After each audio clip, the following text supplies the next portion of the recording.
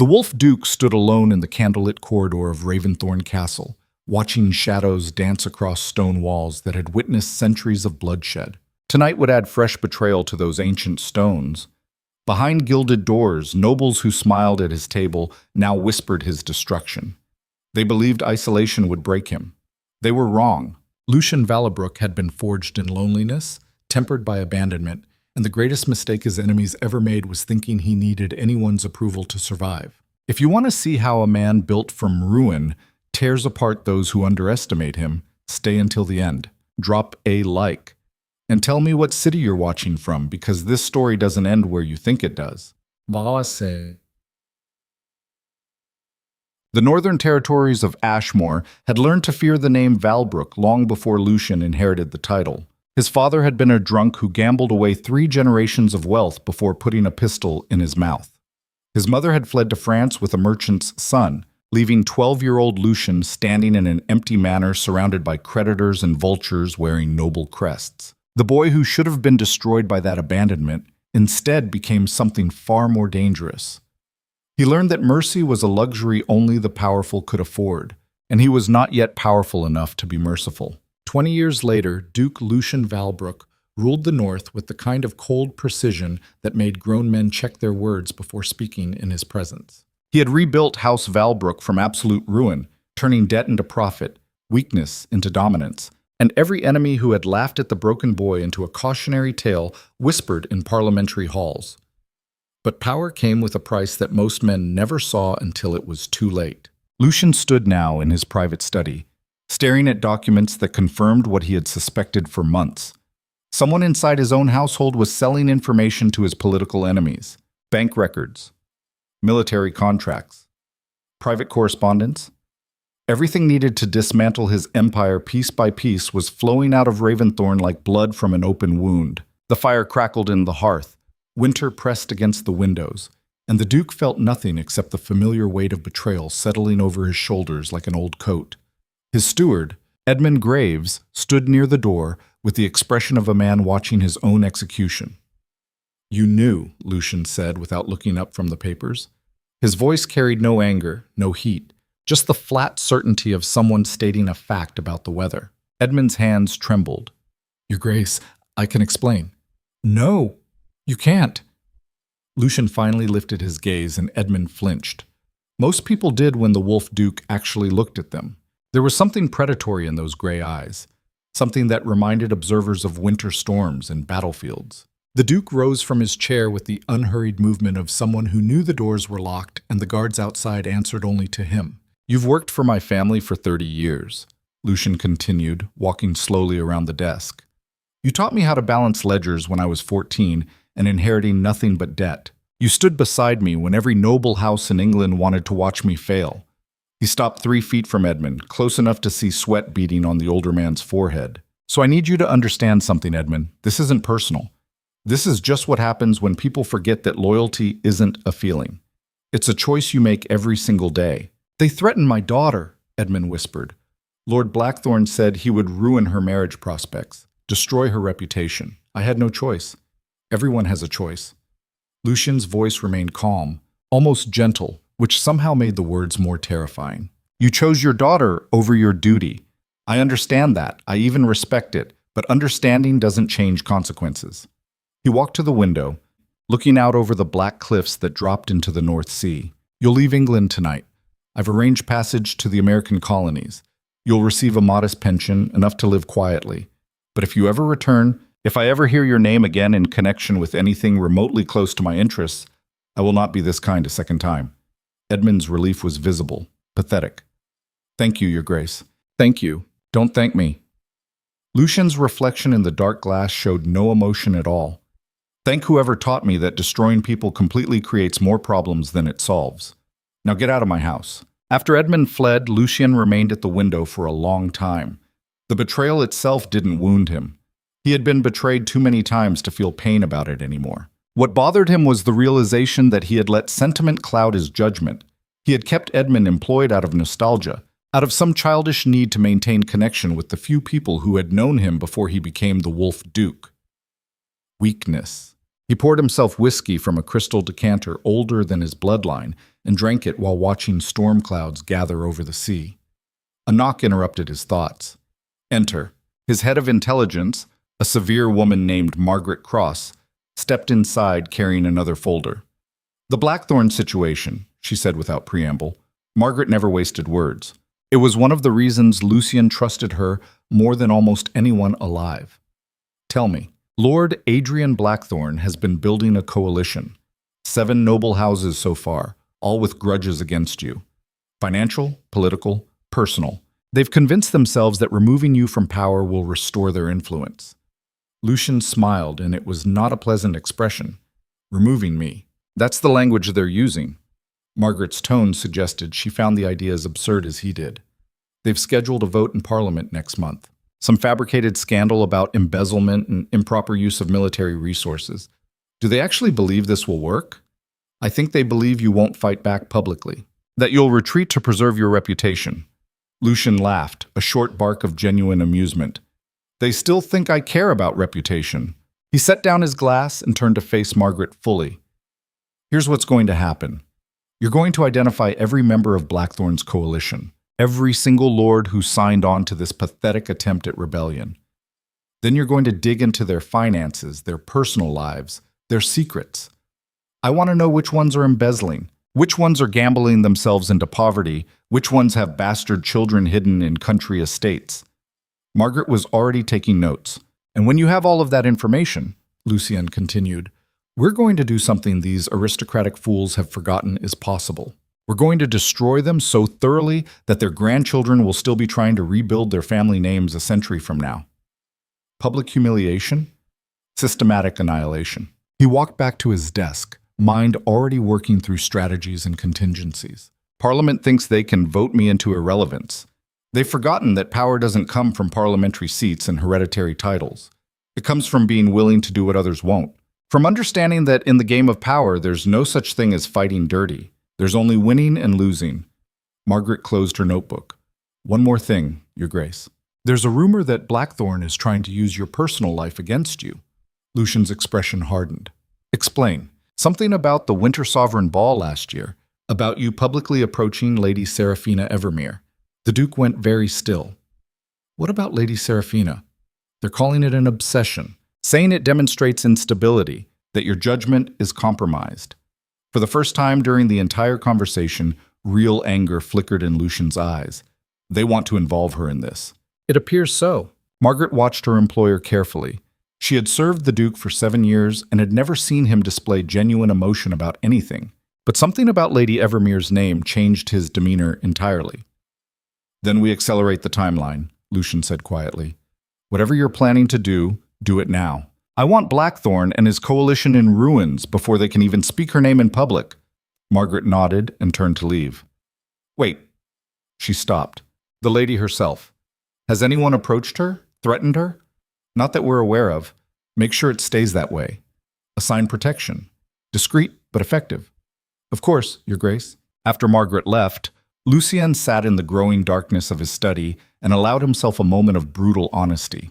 He had told himself for years that his interest in Seraphina Evermere was nothing more than admiration for someone who had survived public humiliation with quiet dignity. He had watched her from across ballrooms, observed how she made herself invisible despite being from one of England's oldest families, noticed the careful way she navigated a society that had once torn her apart during her debut season. But approaching her at the Winter Sovereign Ball had been a mistake. Not because he regretted it, but because it had exposed something he had spent a decade hiding. The Wolf Duke was supposed to be immune to sentiment, above the petty concerns of romance and attachment. His enemies feared him because he seemed inhuman, a cold, calculating force of nature that crushed opposition without hesitation or remorse. But when he had crossed that ballroom and offered his hand to Seraphina, when he had spoken those words about watching her survive what weaker people would have died from, he had revealed a vulnerability that men like Blackthorn would absolutely try to exploit. And the worst part, the thing that kept Lucian awake some nights, despite his iron self-control, was that he didn't regret it. He would burn down half of England before he let anyone use Seraphina as a weapon against him. The question was whether she understood what she had gotten herself into by accepting his courtship. A Across London, in the considerably less imposing Evermere family estate, Lady Seraphina sat in her private chambers reading the same paragraph of poetry for the fifth time without comprehending a single word.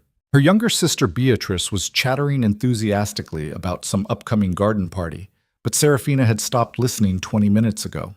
All she could think about was the letter that had arrived that morning. It sat on her writing desk now, heavy cream paper with the Valbrook seal pressed into black wax. She hadn't opened it yet, hadn't decided if she was going to open it at all, because 6 months ago, her life had been simple. Invisible, yes. Lonely, certainly, but simple. She attended the mandatory social events, wore gray and dove colors that helped her blend into wallpaper, and accepted that her debut season disaster had permanently categorized her as unmarriageable. Lady Evelyn Evermere, her mother, had made that abundantly clear. "You embarrass this family," her mother had said after Seraphina's presentation at court had ended with her tripping on the palace stairs in front of the queen and half the aristocracy. "You will never recover from this. The best you can hope for now is to stay quiet and not make things worse."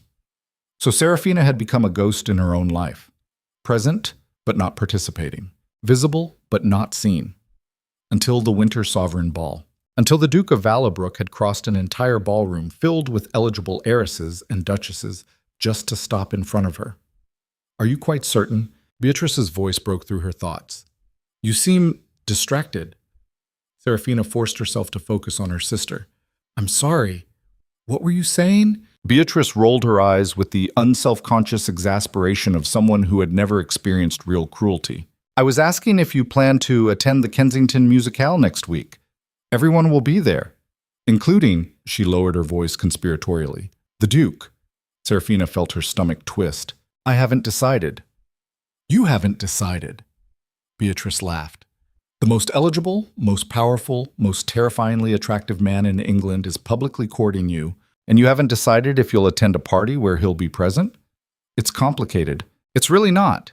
Beatrice flopped onto Seraphina's bed with complete disregard for the expensive fabric of her dress. "He wants you. You obviously want him, even if you're too stubborn to admit it. Everyone knows it. The entire ton has been gossiping about nothing else for months." "That's exactly the problem," Seraphina said quietly. "What is?" "The gossip, the attention. The fact that everywhere I go now, people are watching, whispering, waiting to see what happens next." Beatrice sat up, suddenly serious. "Isn't that what you wanted? To be seen again? To matter?" "I wanted to be safe." The words came out sharper than Seraphina intended. She stood and walked to the window, looking out at manicured gardens that had never felt like home. "When I was 17 and destroyed my debut, I learned something important. Being noticed by society is dangerous. People remember your failures. They weaponize your mistakes. The only way to survive is to become invisible enough that they forget you exist. And now? Now the Duke of Valbrook has made that impossible." She finally turned to face her sister. "Do you know what people say about him, Beatrice? They call him the Wolf Duke. They say he's destroyed men for far less than inconveniencing him. That he rebuilt House Valbrook by crushing everyone who stood in his way." Beatrice shrugged. "They also say he's been watching you for years. That he's never shown interest in anyone else. That when he looks at you, it's like the rest of the world stops existing. That's not romantic." Seraphina's voice was tight. "That's obsession. Maybe." Beatrice stood and crossed to her sister, taking her hands. "But maybe obsession from a man like that is better than indifference from everyone else." Before Seraphina could respond, their mother's voice echoed from downstairs. "Seraphina! Come down immediately!" The sisters exchanged glances. "That's her company voice," Beatrice whispered. "Someone important is here." Seraphina felt dread settle in her chest as she descended the grand staircase. In the formal receiving room, Lady Evelyn Evermere stood with the rigid posture of someone barely containing fury. Next to her stood a man Seraphina recognized from court functions, Lord Adrian Blackthorne. He was handsome in the way most aristocrats were handsome, with expensive tailoring and practiced charm that didn't quite reach his eyes. "Ah, Lady Seraphina," Blackthorne bowed. "How wonderful to finally meet you properly." Seraphina curtsied automatically, her mind racing. "Lord Blackthorne has come with a most interesting proposition," Lady Evelyn said, and there was something dangerous in her tone. Seraphina remained silent, waiting. Blackthorne smiled. "I'll be direct." Lady Seraphina, I'm organizing a coalition of concerned nobles who believe the Duke of Valabrook has grown too powerful, too reckless. His behavior at the winter ball, his public displays of favoritism toward you, demonstrate a man whose judgment has become compromised. I don't see what this has to do with me, Seraphina said carefully. Don't you? Blackthorn's smile widened. You're the key to everything. The Duke's obsession with you is his greatest weakness, and we need you to help us exploit it. The room went very quiet. Get out of my house! Seraphina's voice was calm, but there was iron underneath it. Lady Evelyn stepped forward. Seraphina, don't be foolish. Lord Blackthorn is offering us an opportunity to betray someone who has shown me nothing but respect. Seraphina turned to her mother. I may not understand the Duke's interest in me, but I understand loyalty. Loyalty. Blackthorn laughed. My dear girl, the Duke doesn't want loyalty. He wants possession. He sees you as another asset to add to his collection. You don't know anything about what he wants. And you do? Blackthorn's charm evaporated, revealing something colder underneath. You're a ruined debutante playing dress-up in a game you don't understand. The Duke will use you until you're no longer useful, and then he'll discard you like every other broken thing in his past. That's enough. Lady Evelyn's voice cracked like a whip, but she was looking at her daughter, not Blackthorn. Apologize to Lord Blackthorn and tell him you'll consider his proposal. Seraphina met her mother's gaze steadily. No. For the first time in her life, she watched her mother's certainty falter. Then you're a fool, Lady Evelyn whispered. Perhaps. Seraphina walked to the door and opened it. But I'd rather be a fool with dignity than succeed through betrayal. Lord Blackthorn, leave. Now. After he left, Lady Evelyn rounded on her daughter with genuine fury. Do you have any idea what you've just done? I've refused to conspire against someone who doesn't deserve it. Someone who doesn't deserve it? Her mother's laugh was bitter. Seraphina, wake up. The Duke is using you to make himself seem more human, more relatable. You're a prop in his political theater. Then why does it feel like the first time in years that someone has actually seen me? The question hung in the air between them.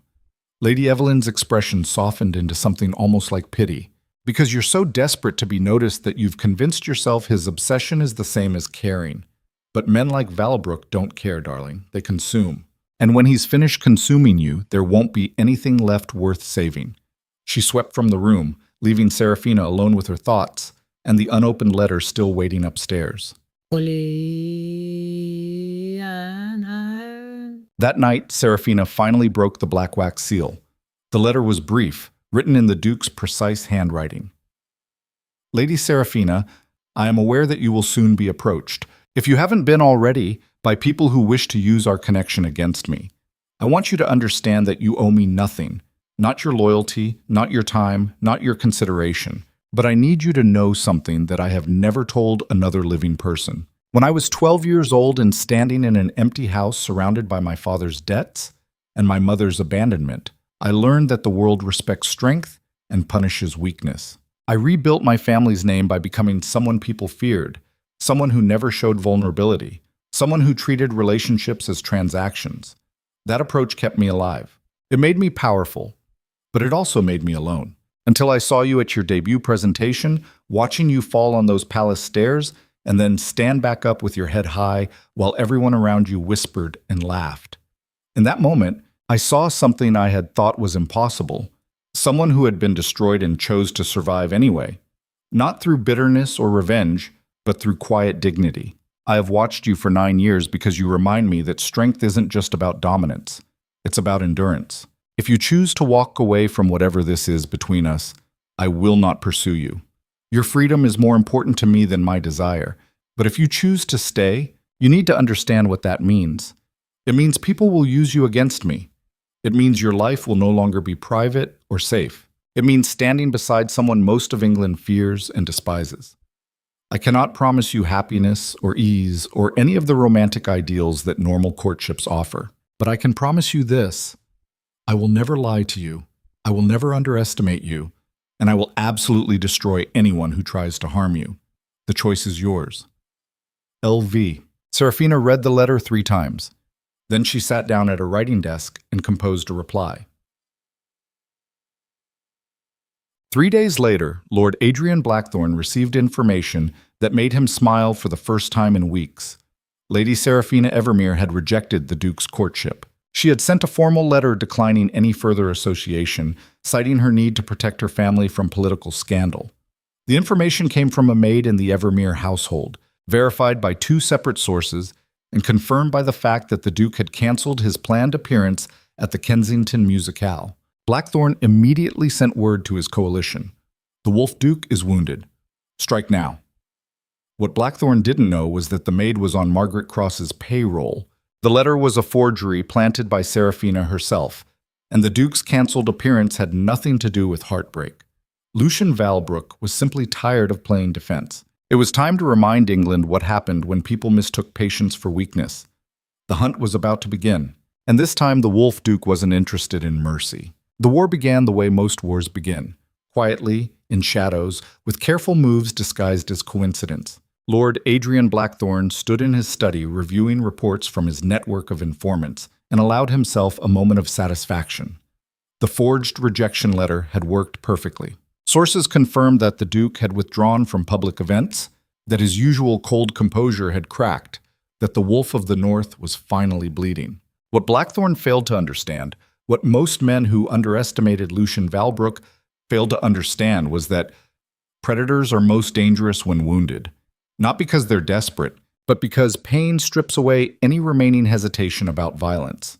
The Duke sat in Raventhorn Castle's war room, a chamber most guests never saw, surrounded by maps and documents, and the 3 people he trusted to execute what came next. Margaret Cross stood by the window, her expression unreadable as always.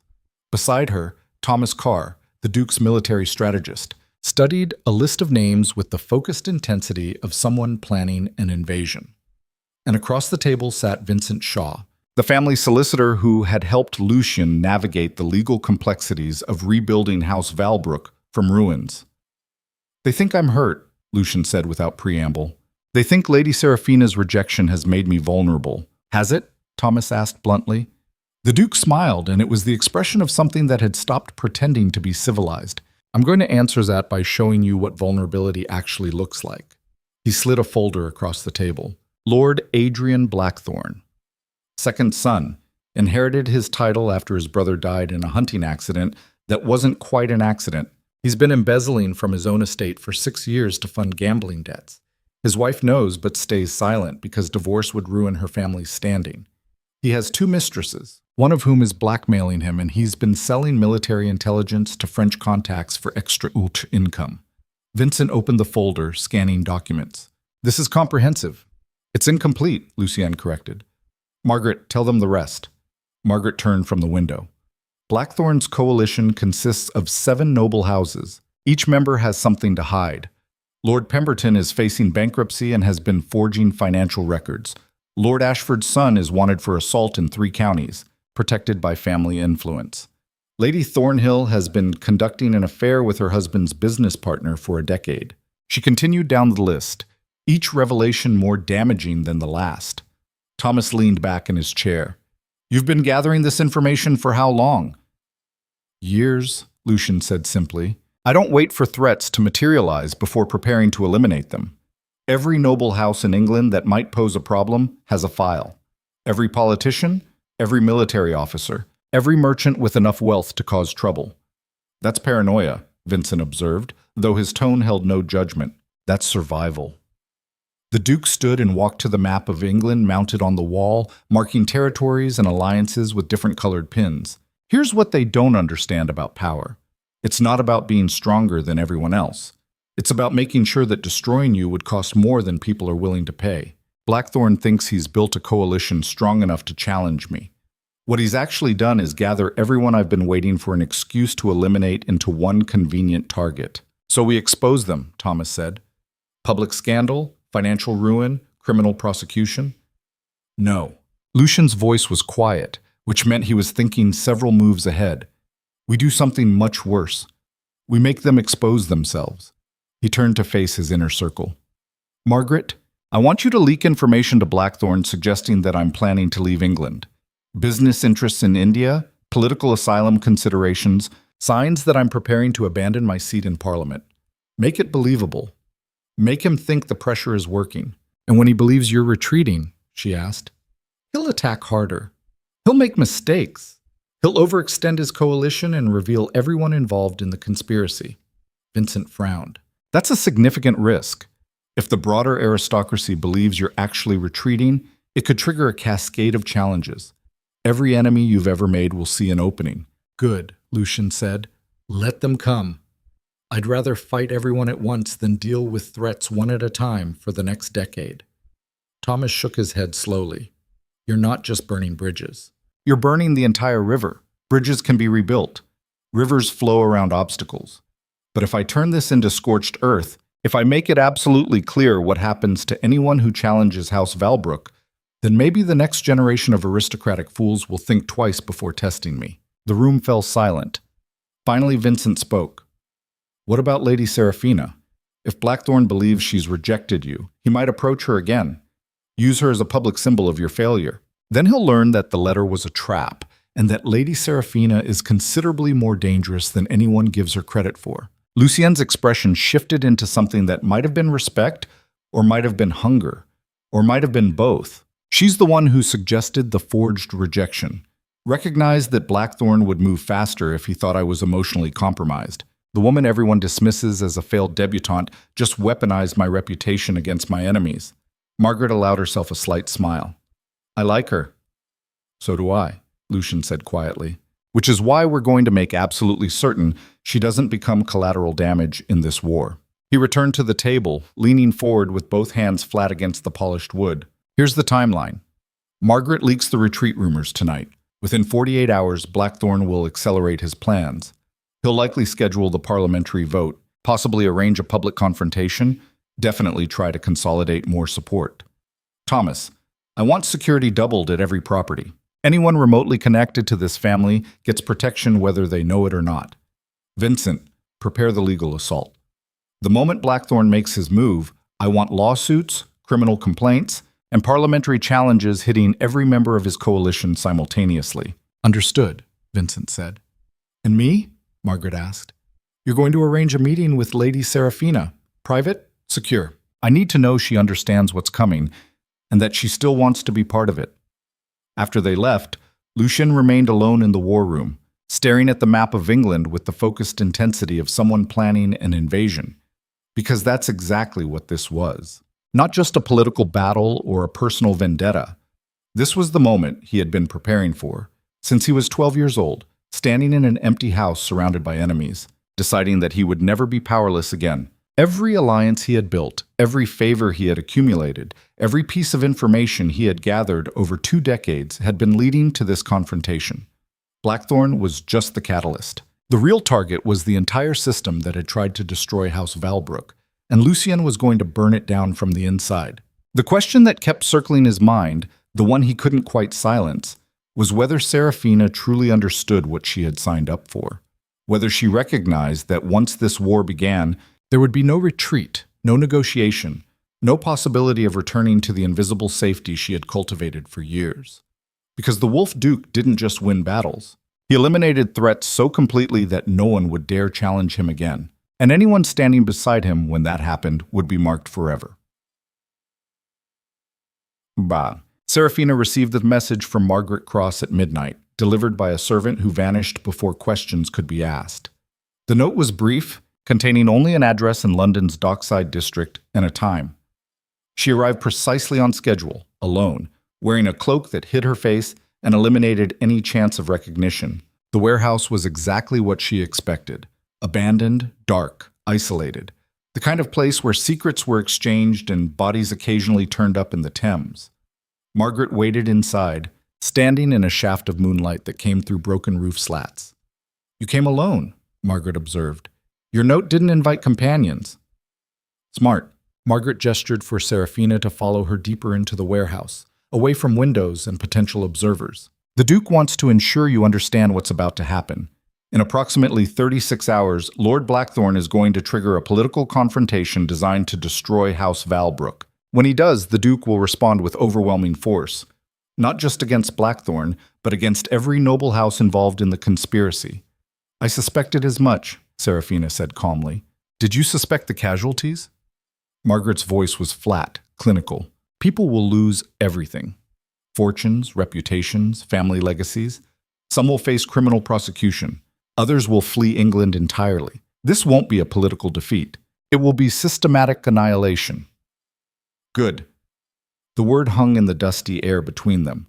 Margaret studied Seraphina with renewed interest. You're not horrified. Should I be? These people tried to use me as a weapon against someone who has shown me nothing but honesty.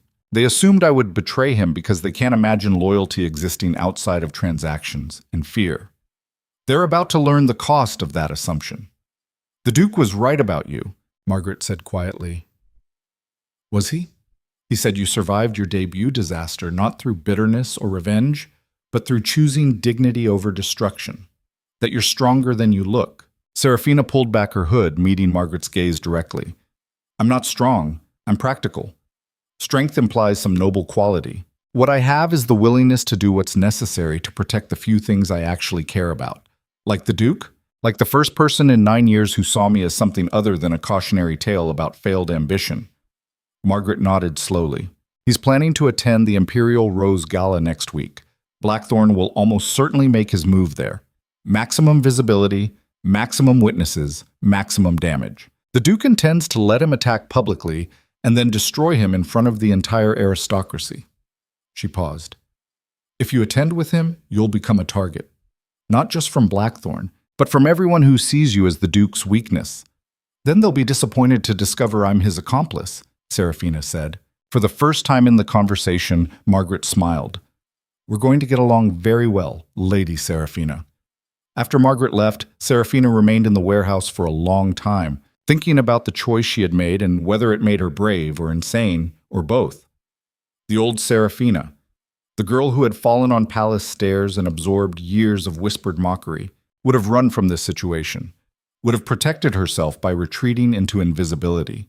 But something had changed the night Lucien crossed that ballroom. Not because he offered rescue or romance or any of the things society said women should want, but because he offered recognition. He saw exactly who she was, all the broken pieces and defensive walls and quiet fury, and he didn't flinch. Most people looked at her and saw failure. He looked at her and saw survival. And now, for the first time in her life, Seraphina was choosing to be seen completely, not as a victim or a prize or a pawn, but as someone willing to stand in the fire beside the most dangerous man in England and watch the world burn. The revelation wasn't gentle, it was absolute. Volkig. Lord Blackthorn received the information about the Duke's planned retreat from 3 separate sources within 24 hours. Bank transfers to Indian accounts, inquiries about property in France, conversations about reducing parliamentary presence. It was everything he had hoped for, and more than he had expected. The Wolf Duke was breaking. He called an emergency meeting of his coalition at his London estate, gathering 7 noble lords and ladies in his private study with brandy and carefully constructed triumph. Valabrook is finished, he announced. My sources confirm he's preparing to flee England. The pressure has broken him. Lord Pemberton, a nervous man with perpetually sweating hands, looked skeptical. Are we certain? The Duke doesn't seem like someone who retreats. Everyone retreats when the cost becomes too high, Blackthorn said smoothly. We've attacked his reputation, his political base, his personal life. He's realized he can't win. Lady Thornhill, whose affair was considerably more complicated than even Blackthorn knew, leaned forward. What's our next move? We force the issue publicly. At the Imperial Rose Gala next week, I'm going to formally accuse him before the entire court of embezzlement and improper use of military resources. With witnesses, with documentation, with no room for denial. That's dangerous, Lord Ashford muttered. If he hasn't actually retreated, if this is some kind of trap. It's not a trap, Blackthorn insisted. I have confirmation from inside his own household. The man is broken. Now we simply formalize his destruction. What about Lady Seraphina Evermere? Lady Thornhill asked. The rumor is she rejected him. She did, Blackthorn confirmed, privately pleased with how that manipulation had worked. Which proves my point. Even his romantic obsessions abandon him when they see the reality of his situation. The coalition spent another hour planning the details of their public accusation, assigning roles, coordinating with sympathetic members of Parliament, building what they believed was an insurmountable case. None of them noticed the servant refilling their drinks. None of them recognized him as one of Margaret Cross's most reliable informants. By midnight, the Duke of Valbrook had a complete transcript of the meeting, including every name, every planned accusation, and every piece of fabricated evidence Blackthorne intended to present. Lucien read the report 3 times, not because he needed to memorize the details, but because he wanted to savor the moment before everything changed. They had given him exactly what he needed: a public forum, witnesses from every major house, and enough arrogance to ensure they wouldn't retreat even when they realized the trap. He drafted a letter to be delivered immediately. Lady Seraphina, they plan to attack at the Imperial Rose Gala. I will not ask you to attend because the risk is genuine and the consequences will be permanent. But if you choose to stand beside me that night, know that you will be choosing a side in a war that will reshape England's entire power structure. There will be no going back. There will be no safety.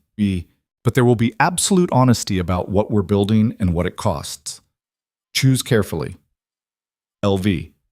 The response arrived 3 hours later. Duke Valbrook, I stopped choosing safety the moment I suggested forging that rejection letter. I'll see you at the gala. Try not to start the war before I arrive. S.E. Lucien read her response and laughed, a genuine sound that startled the guards outside his study. Margaret appeared in the doorway moments later. Good news? The best kind, he said. The kind that confirms I've been underestimating someone. Lady Seraphina? She just committed to attending a political execution wearing an evening gown.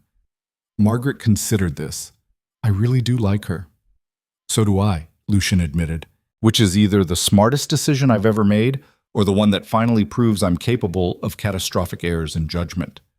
Does it matter which? Not anymore. He stood, walking to the window that overlooked the northern territories he had rebuilt from absolute ruin. Send word to Thomas and Vincent. The Imperial Rose Gala is our battlefield. I want every piece of evidence ready, every legal document prepared, every witness secured. When Blackthorne makes his accusation, I'm going to dismantle his entire world in front of everyone who matters. And if it goes wrong? Margaret asked quietly. Then it goes wrong spectacularly, and at least we'll have made it interesting. But the truth, the thing Lucien didn't say out loud because Margaret already knew it, was that failure wasn't an option he had prepared for. Not because he was arrogant, but because he had spent 20 years building redundancies and contingencies and backup plans for his backup plans. Men like Blackthorne thought power came from title and inheritance and social position. Lucien knew it came from being willing to lose everything if that's what winning required. And he had stopped having anything to lose the moment he decided Seraphina was worth protecting. The week before the Imperial Rose Gala passed with the strange intensity of watching storm clouds gather. Everyone in aristocratic society knew something was coming. The tension was visible in whispered conversations, in careful alliances being formed and reformed, in the way people positioned themselves for whatever explosion was building. Seraphina spent those days preparing in her own way. She commissioned a dress from London's most exclusive designer, not in her usual invisible grays, but in deep emerald silk that made her look like someone stepping out of shadows into direct light. She practiced the kind of composed indifference that would be necessary when all eyes turned toward her. And she wrote letters to her younger sister Beatrice with instructions to be opened only if everything went catastrophically wrong. Her mother avoided her completely, which Seraphina considered a blessing. The night before the gala, she received an unexpected visitor. Vincent Shaw, the Duke's solicitor, arrived at the Evermere estate with documents and a serious expression. Lady Seraphina, he said after they were seated in her private drawing room, the Duke asked me to ensure you understand the legal implications of tomorrow night. He spread papers across the table between them. If you attend the gala as his companion, you will be publicly declaring an alliance with House Valbrook. Given what's about to happen, that alliance will have consequences. Some noble houses will refuse to acknowledge you. Others will view you as an enemy. Your family may face social and political backlash. I understand, Seraphina said. I don't think you do. Vincent's tone was gentle but firm. The Duke is about to destroy 7 noble families completely. Not wound them or embarrass them, but eliminate them from power so thoroughly that their descendants will still be recovering generations from now. Anyone associated with him during that act will be marked. You'll never be invisible again, Lady Seraphina. Never safe again. The rest of your life will be lived in the aftermath of tomorrow night. Seraphina met his gaze steadily. I was never safe, Mr. Shaw. I just convinced myself that hiding was the same thing. At least now I'm choosing my enemies instead of letting them choose me. Vincent studied her for a long moment. The Duke said you would say something like that. Did he? He said you're the only person he's ever met who understands that sometimes the most dangerous choice is also the only honest one. He gathered his papers. There's one more thing. Tomorrow night, when everything happens, people will assume you're a victim of the Duke's obsession, that he's manipulated you or coerced you or seduced you into compliance. The easiest thing for you to do would be to accept that narrative. Play the innocent caught in circumstances beyond her control. Seraphina smiled, and it was not a kind expression. That would require lying. I've spent 9 years being invisible, Mr. Shaw. I'm not about to become dishonest the moment I decide to be seen. After Vincent left, Seraphina sat alone in the gathering darkness and thought about the girl she used to be. 17 years old, falling on palace stairs, absorbing mockery and humiliation while the entire aristocracy watched. She had believed then that survival meant becoming small enough that people would forget she existed. But Lucian had shown her a different kind of survival. The kind that said, I see exactly what you are, and I'm not afraid of it. Tomorrow night, standing beside the Wolf Duke while he tore apart England's power structure, Seraphina would return that recognition. She would show him, show everyone, that she wasn't a prize to be won or a victim to be saved. She was someone who had looked directly at cruelty and chose to become dangerous in response. The revelation didn't frighten her. It felt like coming home. The Imperial Rose Gala was the social event of the season, held annually in the Crystal Palace with attendance that included royalty, foreign dignitaries, and every noble house that mattered. The ballroom glittered with chandeliers and jewelry and the carefully maintained facades of people whose entire existence revolved around appearance. Lucien Valabrook arrived precisely on time, dressed in black formal wear that made him look like a shadow made solid.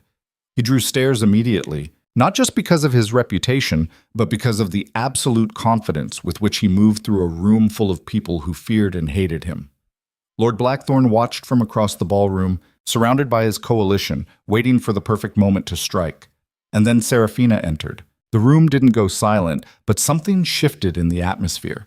Women who had ignored her for years suddenly couldn't look away. Men who had dismissed her as unmarriageable found themselves reassessing everything they thought they knew. Because the woman walking down the stairs in emerald silk was not the invisible girl who had spent a decade hiding in corners. This was someone who had decided to be seen completely. She crossed directly to where Lucian stood, ignoring every shocked whisper and hastily abandoned conversation in her wake. "Your Grace," she said, and her voice carried just enough to be heard by nearby observers. "Lady Seraphina." Lucian offered his hand, and when she took it, the gesture felt like a declaration of war. They danced without speaking, moving through formal steps while the entire ballroom watched and speculated and prepared for whatever explosion was building. Finally, Lucian spoke quietly enough that only she could hear. "Last chance to retreat." "I don't retreat," she replied. "I thought you knew that about me.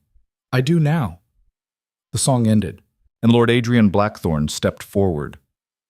"Duke Valbrook," he announced loudly, his voice cutting through music and conversation. "I have a matter of public interest to address." The ballroom went completely silent. Lucien turned slowly, his expression showing nothing except mild curiosity. "Lord Blackthorne." How unexpected. "Is it?" Blackthorne smiled, playing to the crowd. "I think we both know this conversation has been coming for some time." He produced documents from his jacket, holding them up for the assembled nobility to see. "I am here tonight to formally accuse you before this court of embezzlement, improper use of military resources, and political corruption that threatens the integrity of the crown itself." Gasps rippled through the crowd. Seraphina felt Lucian's hand tighten slightly on hers, the only sign of any reaction. "Those are serious accusations," the Duke said calmly.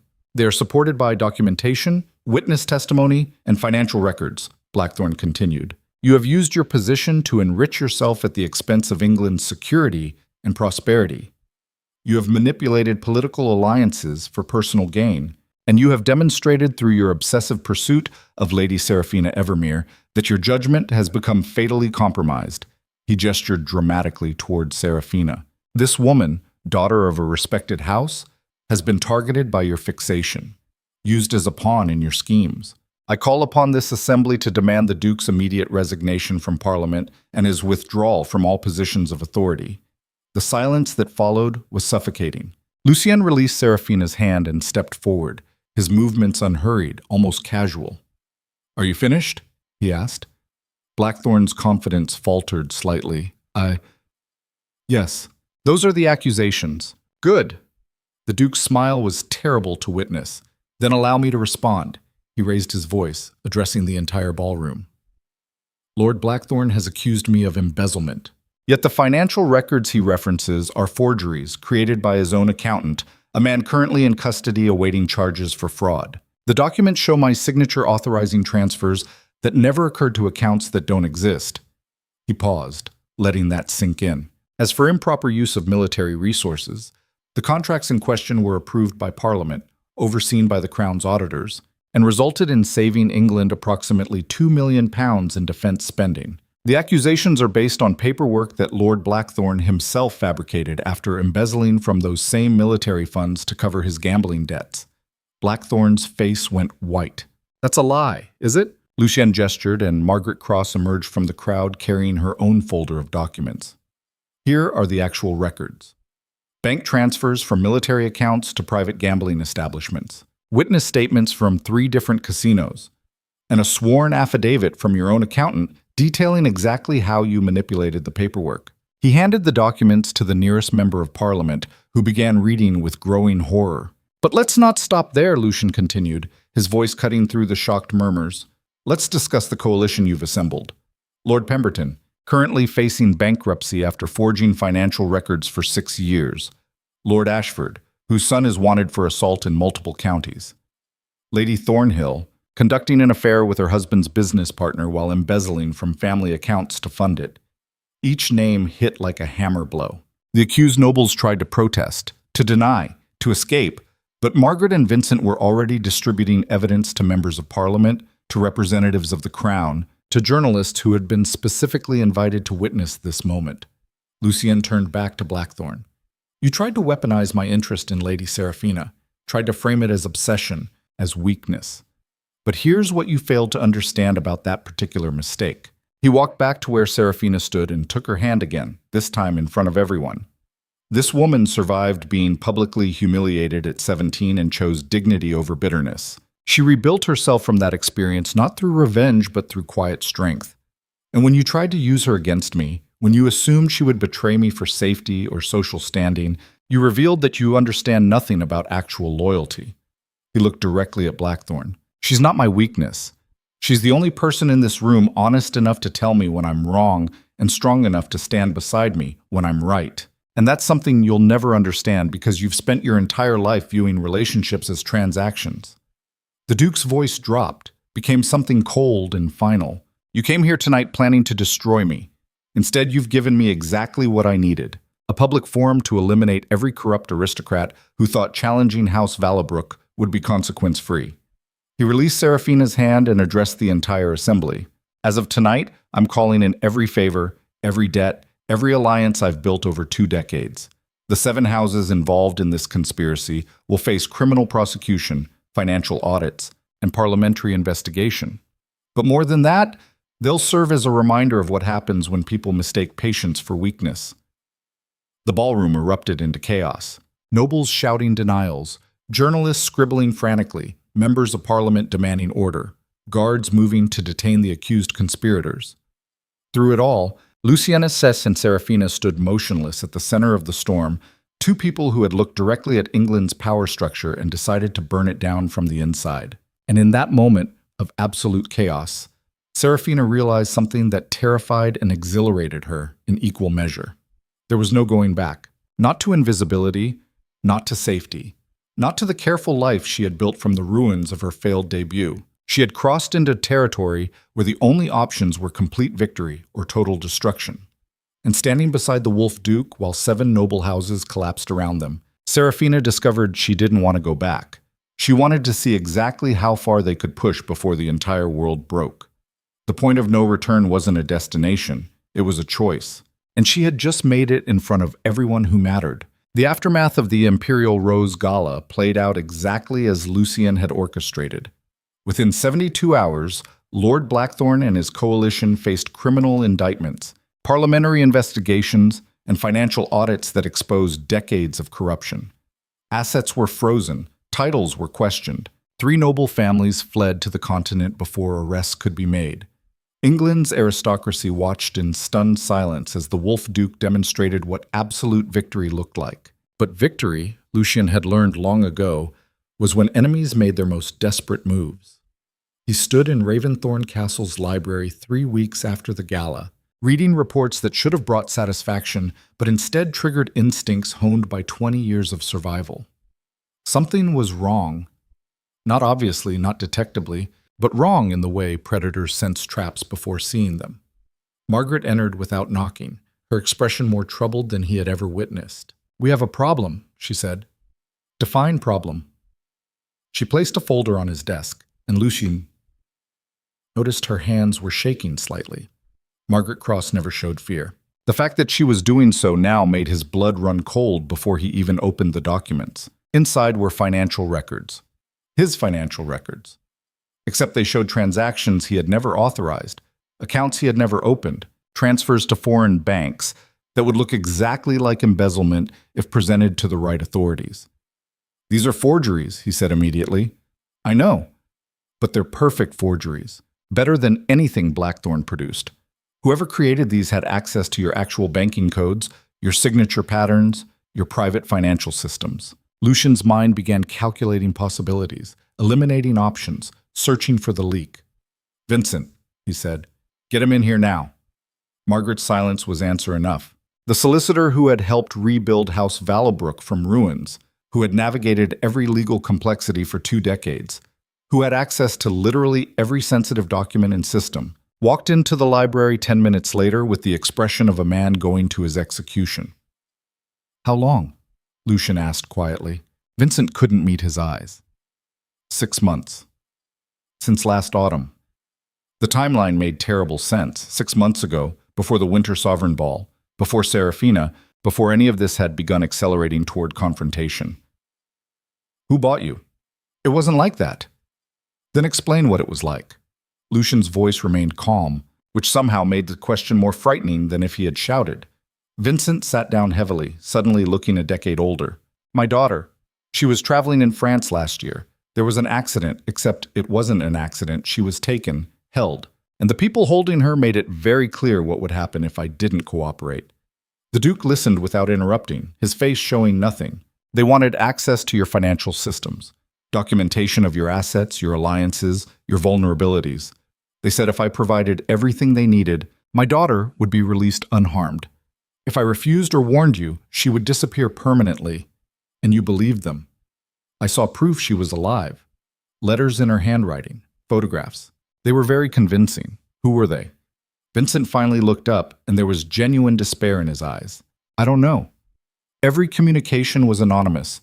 Dead drops, encrypted messages, intermediaries who knew nothing.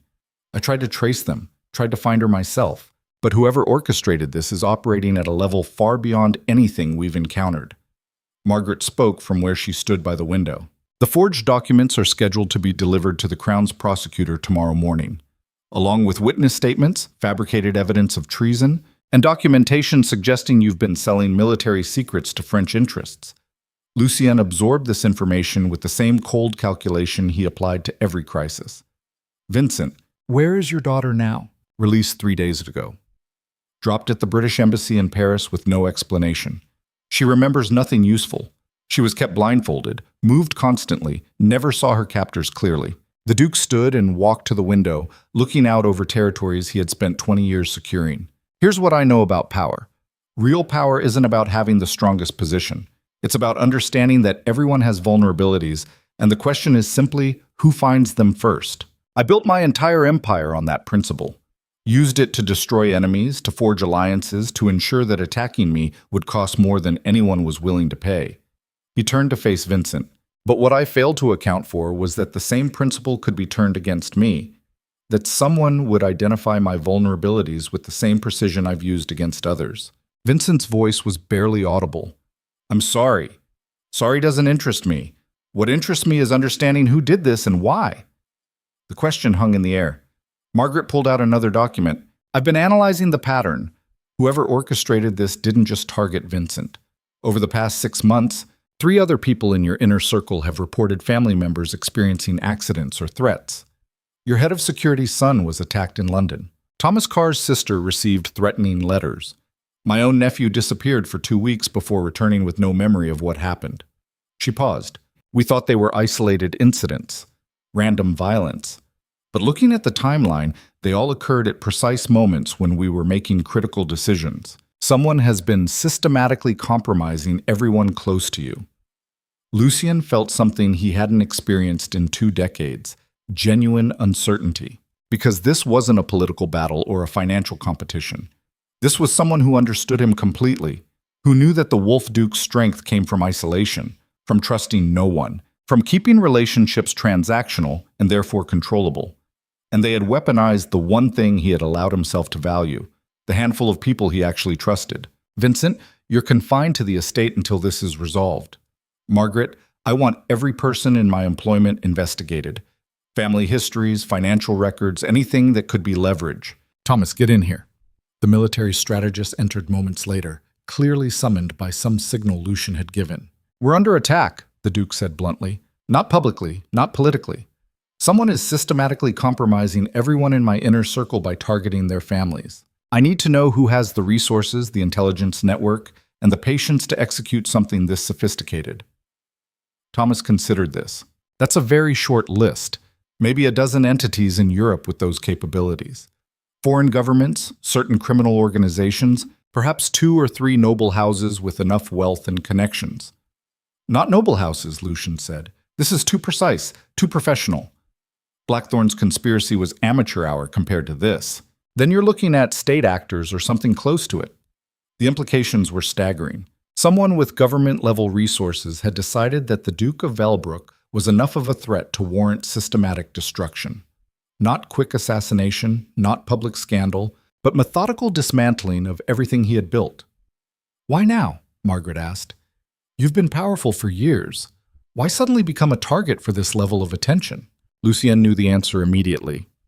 Seraphina. The room went silent. Not because she's dangerous herself, he continued, but because publicly claiming her changed the perception of what I'm building. Before, I was a powerful duke with political influence. Dangerous? Yes, but predictable, operating within established systems. He walked back to his desk. But when I stood beside her at the gala and destroyed 7 noble houses in front of the entire aristocracy, when I made it clear that I would burn down England's power structure to protect one person, I stopped being predictable. I became something England hasn't seen in generations. Someone with the resources of a duke, the ruthlessness of a warlord, and the vulnerability of someone who actually cares about another human being. That combination terrifies people. Thomas said quietly, It should. Because it means I can't be controlled through traditional means. Can't be bought, can't be threatened, can't be reasoned with if someone threatens what I value. So they're not trying to control you, Margaret said. They're trying to eliminate you before you become too powerful to stop. The Duke sat down, mind working through scenarios and contingencies. Here's our situation. Tomorrow, the Crown receives evidence suggesting I'm a traitor. That evidence is sophisticated enough that even knowing it's forged won't protect me. Parliamentary investigation, potential arrest, complete dismantling of my political authority. And Lady Seraphina, Vincent asked carefully, becomes the most obvious leverage against me. Lucien's voice was flat. Whoever orchestrated this knows exactly how I'll respond to her being threatened. They're counting on me making emotional decisions, exposing more vulnerabilities, creating more opportunities for attack. So what do we do? Thomas asked. For the first time in 20 years, Lucien Valbrook said the words he had sworn never to speak. I don't know. The admission hung in the room like smoke, because every option led to catastrophe. If he fought the charges publicly, he would be playing exactly into the trap. If he retreated, he would lose everything he had built. If he tried to protect Seraphina by distancing himself, he would be abandoning the only person who had ever made him want to be something other than the Wolf Duke. There was no good choice, only degrees of destruction. Margaret broke the silence. There's one option you haven't considered. Tell me. Burn it all down yourself before they can. Lucien looked at her sharply. Explain. She stepped forward. You've spent 20 years building House Valbrook into an empire. Accumulated wealth, political influence, military connections, intelligence networks. All of it designed to make you untouchable. But that empire is also what makes you a target. It's the structure they're attacking. Her voice was calm, analytical. What if you systematically dismantle it? Transfer assets to trusted allies, dissolve political alliances, create enough chaos that there's nothing coherent left to attack, and in that chaos, disappear. That's surrender, Thomas said. That's survival, Margaret corrected. The Duke has always said that power isn't about the strongest position. It's about being willing to lose everything if that's what winning requires. Right now, winning means staying alive long enough to identify and eliminate whoever orchestrated this. Lucien considered the strategy with cold calculation. It would work. Transferring assets could be accomplished in 72 hours. Political dissolution would take longer, but was feasible. And disappearing was something he had planned contingencies for years ago. But it would also mean abandoning England, abandoning his title, abandoning everything he had sacrificed to build. And it would mean taking Seraphina into exile with him, or leaving her behind to face consequences he couldn't predict. The choice crystallized with brutal clarity.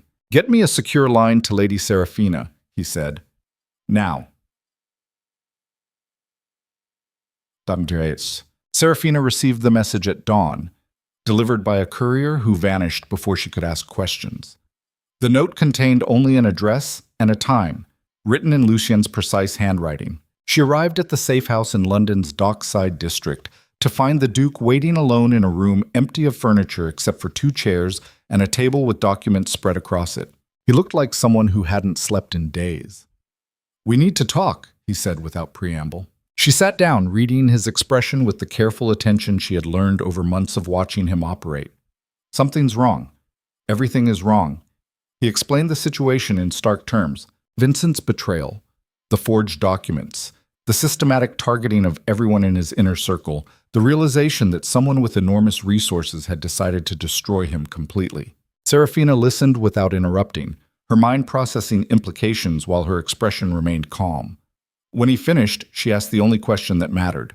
"What are you going to do?" Lucien met her gaze directly. "I'm going to tell you something I've never told anyone. When I was 12 and rebuilding from nothing, I made myself a promise. I would never be powerless again, never be vulnerable, never give anyone leverage that could be used to destroy me." He paused. "But then I met you. And for the first time in 20 years, I allowed myself to want something that wasn't about power or survival. I allowed myself to care about someone enough that losing them would actually break me." Seraphina felt her throat tighten but kept her voice steady. "You're going to leave." It was statement, not question. "I'm going to dismantle everything I've built, transfer assets, create enough chaos that whoever is attacking me loses their target. And then I'm going to disappear until I can identify and eliminate the threat. Alone." He looked at her with something that might have been desperation or might have been hope. "That depends on you." The room went very quiet. "I can offer you exile," Lucien said. "Protection, resources, safety. But no stability, no certainty, no return to the life you knew. We would be running from enemies I can't identify, living in constant danger, trusting almost no one. Or," he continued, "I can arrange for you to return to invisibility. Erase any connection between us, ensure you're protected from retaliation, give you the quiet life you had before I crossed that ballroom and destroyed your safety. The choice is yours. But you need to decide now, because in 6 hours, I'm triggering a sequence of events that can't be reversed." Seraphina stood and walked to the window, looking out at the Thames in early morning light. She thought about the girl who had fallen on palace stairs at 17, about 9 years of careful invisibility. About the moment Lucien had offered his hand and spoken words that shattered every wall she had built around herself. About standing beside him at the gala while 7 noble houses collapsed and realizing she didn't want to go back to safety. She turned to face him. When I suggested forging that rejection letter, when I chose to stand beside you publicly, I wasn't making a temporary decision. I was choosing what kind of person I wanted to be, not the invisible girl hiding from cruelty. Someone willing to face consequences alongside someone who actually saw me. Her voice was calm, but absolute. So here's my answer. I don't want exile. I don't want protection. I want to help you dismantle your empire and hunt whoever is trying to destroy you. And if that means living in danger for the rest of my life, at least I'll be living instead of just surviving. Lucian stood slowly. You understand what you're saying yes to. I understand that being safe made me a ghost. Being seen made me dangerous. And I'd rather be dangerous with you than safe without you. Something shifted in the Duke's expression, a crack in the cold facade he showed the world. We might not survive this. Probably not, Seraphina agreed. But we'll make it interesting. For the first time since the conversation began, Lucian smiled. Then we begin immediately. He pulled out documents and began explaining the dismantling sequence. Assets transferred to shell companies. Political alliances quietly dissolved. Intelligence networks redirected. Every piece of the empire he had built systematically destroyed or dispersed. Seraphina listened and realized she was watching something extraordinary. The Wolf Duke, who had spent 20 years refusing to show vulnerability, who had built power through absolute control and merciless calculation, was choosing to lose everything rather than compromise the one thing that had made him human again. It wasn't surrender. It was the most dangerous kind of transformation. Because a man with an empire could be attacked through that empire. But a man with nothing left to lose except one person, that man became something far more terrifying than any duke.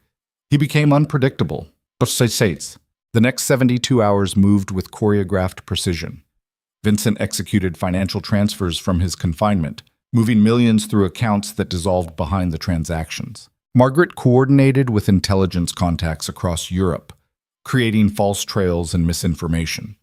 Thomas arranged military transport and secured locations in 3 different countries, and Lucian systematically burned down everything he had spent 2 decades building. He dissolved parliamentary alliances with letters that cited personal reasons and offered no explanations. He transferred business contracts to competitors and allies. He placed Raventhorn Castle and its surrounding estates into a trust that would maintain the properties but remove them from his direct control. Every action created chaos in England's aristocratic and political circles. The Duke of Valbrook was abandoning his position without explanation or warning. Theories proliferated. Some said the forged documents had forced his retreat. Others claimed he was dying. A few suggested he had finally been broken by the pressure of maintaining power through pure ruthlessness.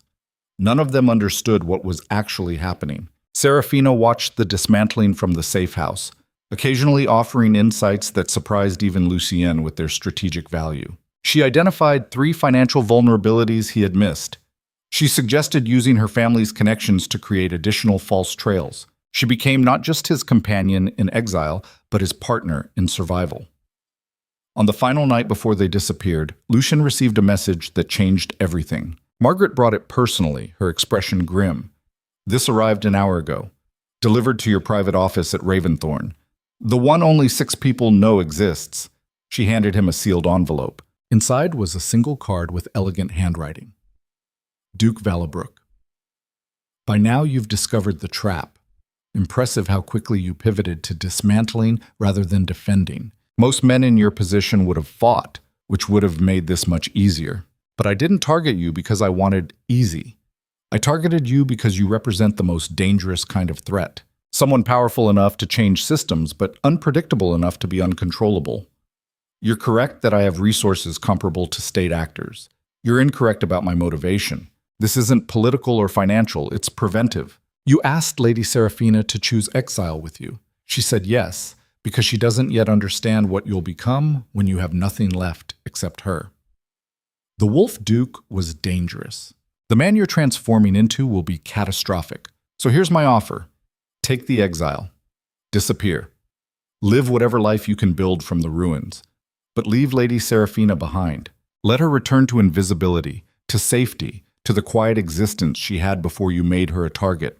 If you refuse, I will make certain she experiences every brutality you've inflicted on others. Not quickly, not mercifully. She will learn exactly what it costs to stand beside someone like you.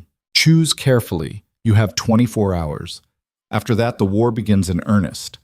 The letter was unsigned. Lucien read it twice, then handed it to Seraphina without comment. She read it carefully, her expression unreadable. Finally, she looked up. They're trying to separate us by threatening me. Yes. Do you think they'll follow through? Absolutely. She folded the letter precisely and set it on the table between them. Then we accelerate the timeline. Leave tonight instead of tomorrow. And make sure whoever wrote this understands that threatening me was the worst strategic decision they could have made. Lucien studied her. You're not afraid. I'm terrified. But fear isn't the same as surrender. She stood and walked to where he sat. You spent 20 years becoming someone people feared because you refused to be powerless. I spent 9 years being invisible because I was too afraid of being destroyed again. We both survived by making ourselves into something we thought we needed to be. Her voice was steady. But maybe survival isn't about becoming invulnerable. Maybe it's about finding someone worth being vulnerable with. The Duke looked at this woman who had walked into his war voluntarily, who had stood beside him while his empire collapsed, who was now offering to face unimaginable danger rather than accept safety. And he made a decision that would have been impossible for the man he was before the Winter Sovereign Ball. We leave in 2 hours, he said. Margaret, arrange transport. Thomas, activate the contingency protocols. Vincent, final asset transfers now. After they left, Seraphina and Lucien remained alone in the safe house. There's something you need to know, he said quietly. The person I'm becoming, the one they warned about in that letter, they're not wrong. Without the empire, without the structure and rules I've built my life around, I don't know who I am. Then we'll figure it out together. What if I become worse than I was? What if without boundaries I just become pure violence and destruction? Seraphina took his hand. Then I'll remind you why you chose this. Why you're walking away from power instead of fighting for it. Why you're willing to lose everything except me. She paused. You once told me you watched me survive what weaker people would have died from. Now let me watch you become something other than the Wolf Duke. Something that doesn't need an empire to matter. Lucien felt something shift inside him. A fundamental change in how he understood power and strength and survival. For 20 years, he had believed that vulnerability was weakness, that caring made you controllable, that the only way to survive was through absolute dominance. But standing in an empty safe house, preparing to abandon everything he had built, with enemies he couldn't identify, hunting him and the woman he loved choosing danger over safety, Lucien Valabrook discovered something that terrified him more than any threat. He discovered that he was willing to become someone completely different if that's what loving Seraphina required. Not the Wolf Duke, not the ruthless aristocrat who crushed opposition without mercy. Something new, something unpredictable, something that didn't fit into the careful structures of power and hierarchy that had defined his entire existence. And the person who had written that threatening letter was absolutely correct about one thing. That transformation would make him more dangerous than he had ever been. Because a man fighting to maintain an empire had rules, had boundaries, had something to lose. But a man fighting only to protect one person? That man had no rules at all. 2 hours later, they vanished into the night. No escort, no announcement. No trace except the burning remains of an empire and a power structure that would spend years trying to understand what had happened. England woke the next morning to discover that the Duke of Valabrook had disappeared completely, taking with him the only person who had ever made him want to be human, and leaving behind this promise of a reckoning that would reshape everything they thought they understood about power, survival, and what happened when you push someone like Lucien Valabrook past every remaining limit. The hunt had begun. But now the Wolf Duke was the one doing the hunting, and he had nothing left to lose except everything. The safe house in Amsterdam lasted 3 weeks before Margaret sent the coded message that changed everything. They had been living like ghosts. New identities, cash transactions only, no communication with anyone from their previous lives except through Margaret's encrypted channels. Lucien had grown a beard that made him look like someone who had abandoned civilization entirely. Seraphina cut her hair short and dyed it dark, transforming from English nobility into someone forgettable enough to disappear into crowds.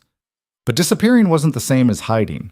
Every morning, Lucien spent hours analyzing intelligence that Margaret forwarded through dead drops and secure channels, building a map of whoever had orchestrated his destruction, identifying patterns in how assets had been frozen, how political allies had been pressured, how the systematic attack had unfolded with precision that suggested military-level planning.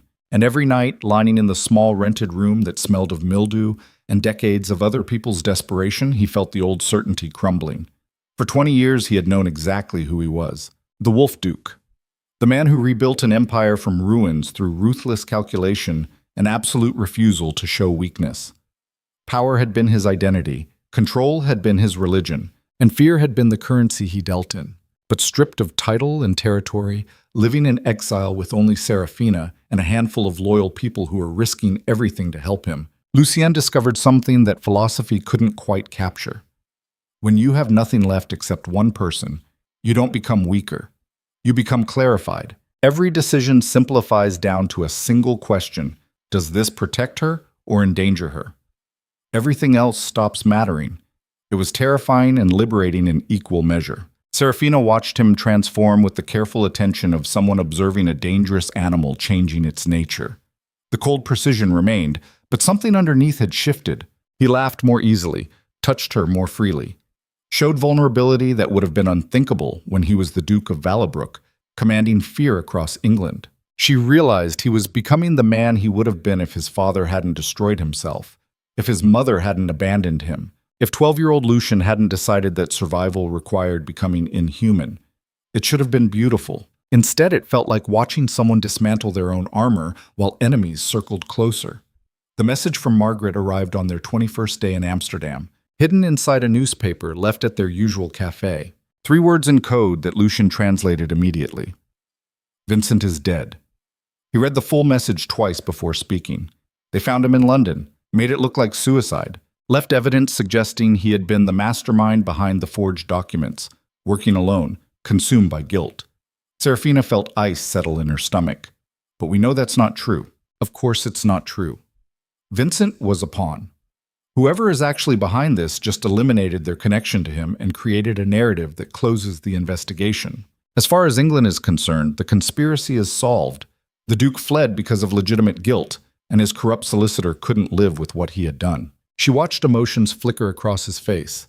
Grief, rage, calculation, all compressed into seconds before his expression went cold and focused. "This is a message," he said quietly. "They're telling us that everyone who helped us is now a target. Margaret, Thomas, anyone still in England connected to House Valbrook. They're going to eliminate every loose end until we're completely isolated, or until we come back." Lucien met her gaze. "That's what they're counting on. They know I won't let my people die to protect my own safety. They're using my loyalty against me the same way they used Vincent's daughter against him. So what do we do?" For the first time since they had fled England, Seraphina saw genuine uncertainty in his eyes. Because here was the fundamental problem with transformation. The old Lucien would have calculated the acceptable losses, protected the strategic assets, made ruthless decisions based on pure survival mathematics. But the man he was becoming, the one who had chosen love over empire, couldn't make those calculations anymore. Caring had made him vulnerable in exactly the way he had spent 20 years avoiding. He stood and walked to the window overlooking Amsterdam's canal district, watching morning light on water that had flowed through this city for centuries while empires rose and fell around it. "I need to tell you something," he said, "about who I'm afraid of becoming." Seraphina waited. "When I was rebuilding House Valbrook, there was a merchant who tried to cheat me. Small amount, barely mattered financially, but it was a test. Everyone was watching to see if the boy Duke could be taken advantage of. So I didn't just ruin him. I destroyed his entire family, his business, his properties, his children's prospects. Made an example so brutal that no one ever tried to cheat me again." He turned to face her. "It worked. I built my reputation on that kind of absolute retaliation. And I told myself it was necessary, that it was strategy, that it was the price of survival. But the truth is, I enjoyed it. I enjoyed the fear, the power, the certainty that came from being the most dangerous person in any room. Where is this going? If I go back to England to protect Margaret and Thomas, if I start hunting whoever orchestrated this, I'm going to become that person again, except worse. Because now I won't have an empire to protect or a reputation to maintain. I'll just have rage and love and nothing holding me back from absolutely destroying anyone who threatens what I care about." Seraphina crossed to where he stood. "You think that's what scares me? That you'll become ruthless again, doesn't it?" She took his face in her hands, forcing him to meet her eyes. What scares me is the idea that you would let good people die because you're afraid of your own capacity for violence. You chose to leave England because fighting would have played into their trap. But now they're changing the game. They're forcing you to choose between becoming the Wolf Duke again or watching everyone who ever helped you get eliminated one by one. That's not a choice. That's a trap. Then we spring the trap deliberately. Lucien pulled back slightly. Explain. Seraphina's voice was calm but absolute.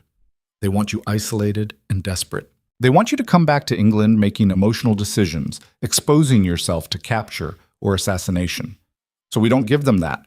We come back methodically. We identify them first, and then we don't just fight back. We eliminate them so completely that no one ever tries this again.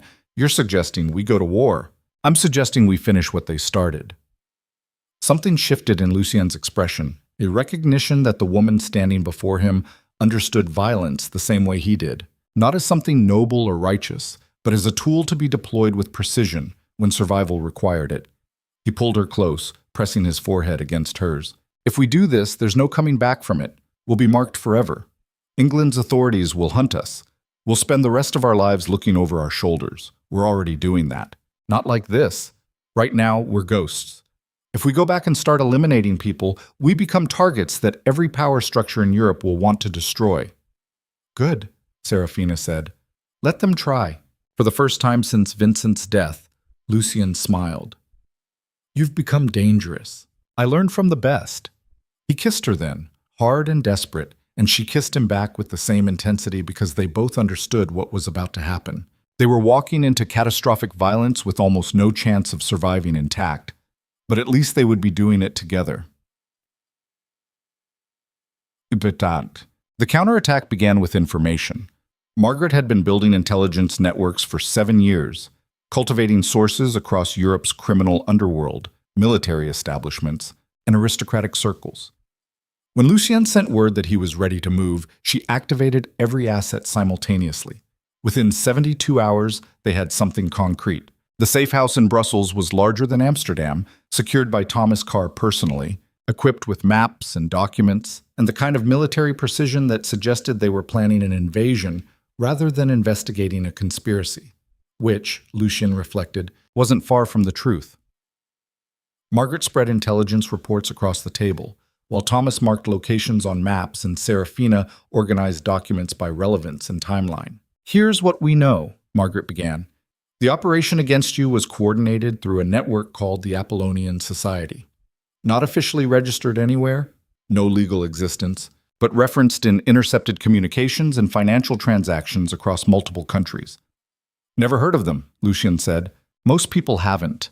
They operate as a collective of extremely wealthy individuals who see themselves as guardians of European stability.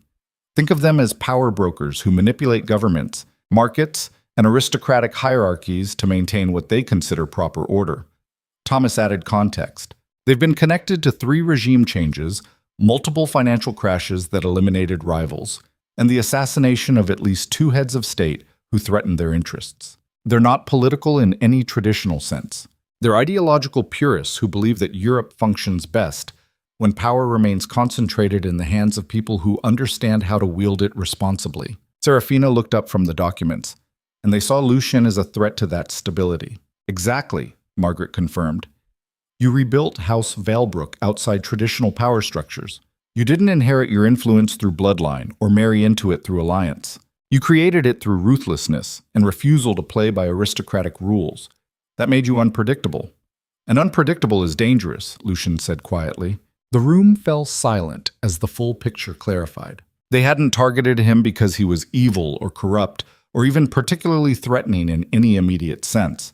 They had targeted him because he represented a new kind of power, something that didn't fit into their carefully maintained hierarchies, something that could inspire others to challenge the systems the Apollonian Society had spent centuries perfecting. He was a virus in their perfect machine, and viruses had to be eliminated before they could spread. How many members? He asked. 12 confirmed, probably more that we haven't identified. Each one commands resources comparable to small nations. Old money, new money, industrial wealth, inherited titles. They're distributed across Europe with no single headquarters or leadership structure. So we can't just cut off the head, Thomas observed.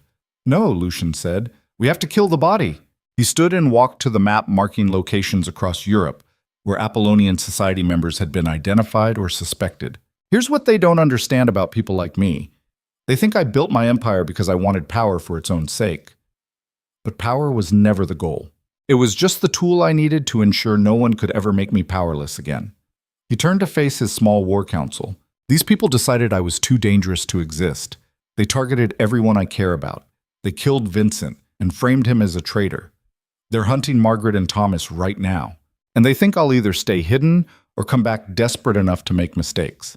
What they've actually done is give me clarity about what needs to happen next. Margaret leaned forward. Which is, we're going to identify every member of the Apollonian Society. We're going to gather evidence of every crime they've committed, every manipulation they've orchestrated, every murder they've ordered, and then we're going to systematically destroy them. Not politically, not financially. We're going to eliminate them so completely that the organization ceases to exist. That's not a battle, Thomas said quietly. That's a purge. Call it whatever you want. Lucien's voice was cold. I call it making sure this never happens again.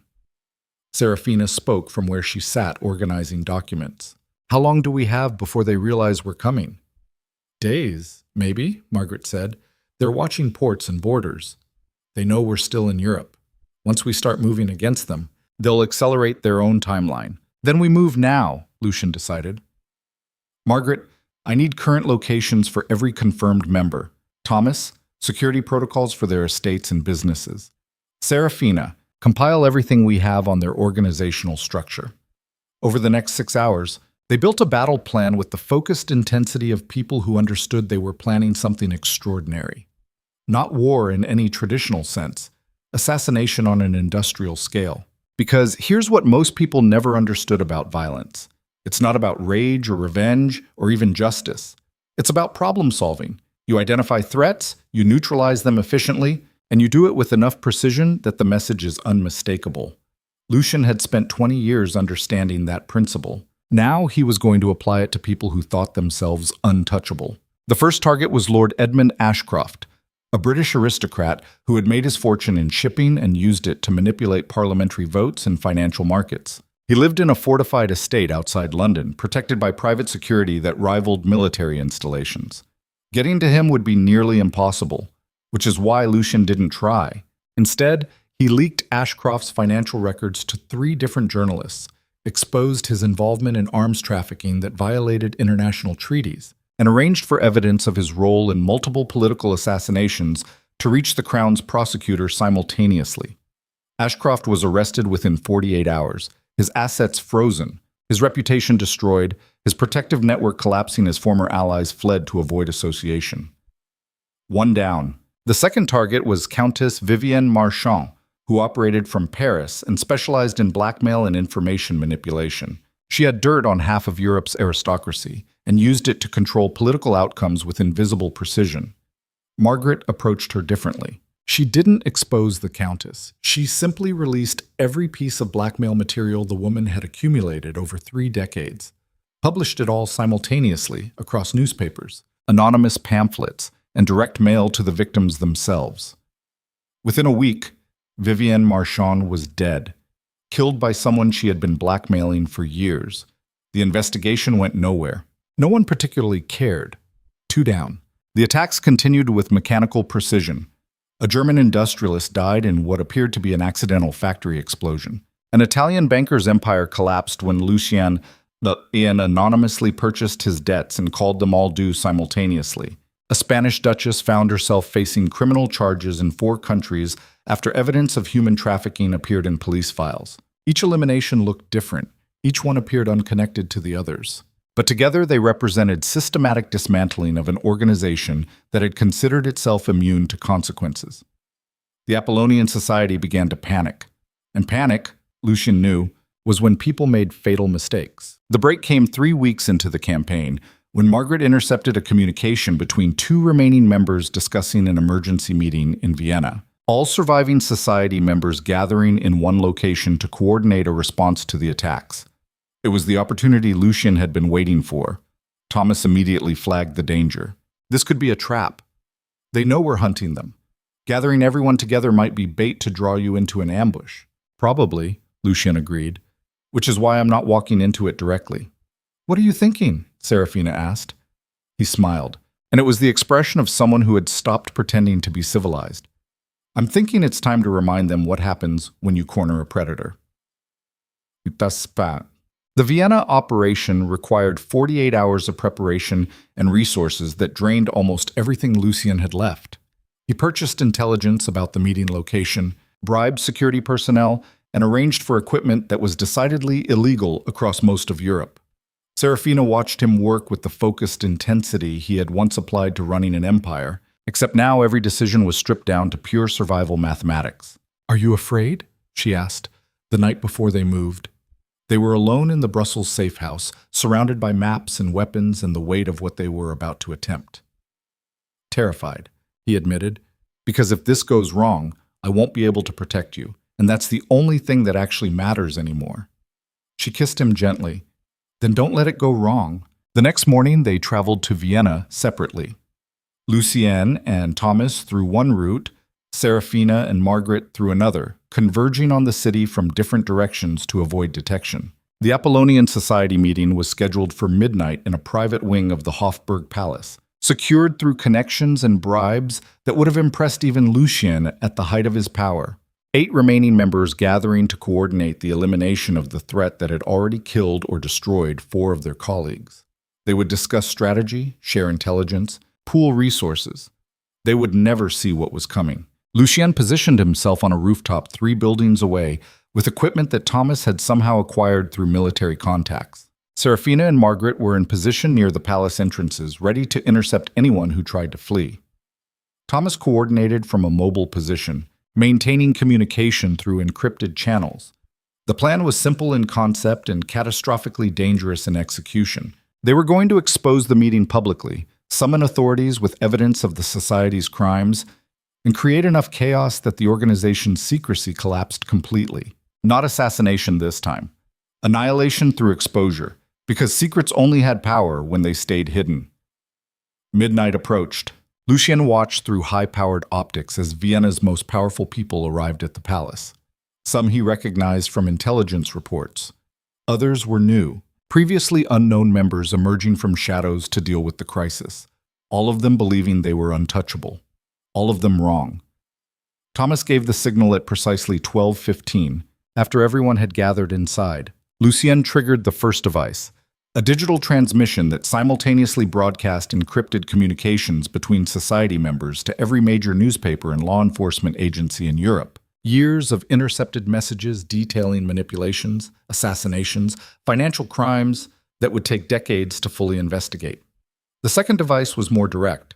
Fire alarms throughout the palace wing, forcing evacuation while authorities responded. And the third device, the one that Thomas had been most nervous about providing, was insurance. If anyone tried to destroy evidence or harm witnesses during the chaos, well-placed charges would collapse specific corridors and trap them inside until authorities arrived. It should have worked perfectly. It would have worked perfectly. Except someone inside the meeting had been waiting for exactly this kind of attack. The explosion came from inside the palace, not from Lucien's devices. A massive detonation that shattered windows 3 blocks away and sent flames roaring into Vienna's night sky. Through his optics, Lucien watched in horror as the entire wing where the meeting had been held simply ceased to exist.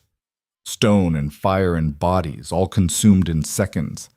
Margaret's voice crackled through his earpiece. What just happened? They blew themselves up, Thomas said, his voice tight with shock. Someone inside triggered a suicide protocol rather than face exposure. Lucien scanned the burning wreckage, searching for survivors, for any sign that this hadn't just become mass murder instead of strategic exposure. And then he saw movement. Someone emerging from a side entrance, moving with purpose while everyone else ran from the flames. He focused his optics. Lady Evelyn Evermere. Seraphina's mother walked calmly away from the inferno, disappearing into Vienna's streets while sirens screamed and the Apollonian Society burned. Lucien's blood went cold as the full picture crystallized with terrible clarity. The conspiracy hadn't come from outside Seraphina's life. It had come from inside it. Her own mother had been part of the organization trying to destroy him. Had probably been the one who identified Seraphina as his weakness. had orchestrated everything from the beginning. He was already moving before conscious thought, abandoning his position, running through Vienna's streets with one desperate goal: reach Seraphina before her mother did. Because Lady Evelyn wouldn't have revealed herself unless she was absolutely certain she could finish what the society had started. And the only way to hurt Lucien now was through the one person he had chosen over everything else. His earpiece crackled. Seraphina's voice, strained and frightened in a way he had never heard. "Lucien, I need you, now." Then static. He ran faster, heart hammering, every instinct screaming that he was about to lose the only thing that mattered. The streets blurred past. The distance collapsed, and when he finally reached the alley where Seraphina had been positioned, he found Margaret unconscious on the ground and Seraphina gone. A single note pinned to Margaret's jacket in elegant handwriting: "Come alone to the address below. Unarmed, within the hour, or I will teach your beloved exactly what it costs to defy proper order. Some lessons require pain to be properly understood. L.E.E." Lucien stared at the note while Vienna burned behind him, and everything he had tried to protect collapsed into the choice he had always known was coming: save Seraphina and walk into certain death, or survive and live with losing her. There was no real choice. There had never been a real choice. He had spent 20 years believing that power came from being willing to sacrifice anything for survival.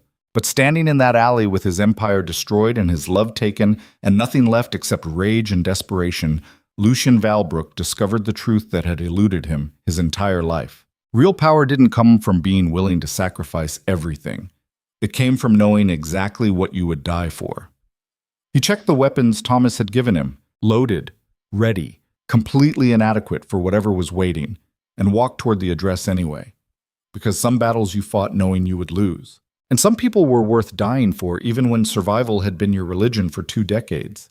The Wolf Duke had been forged in isolation and feared for his ruthlessness. But the man walking through Vienna's burning streets towards certain death was something the Apollonian Society had never anticipated. Someone who had nothing left to lose except everything.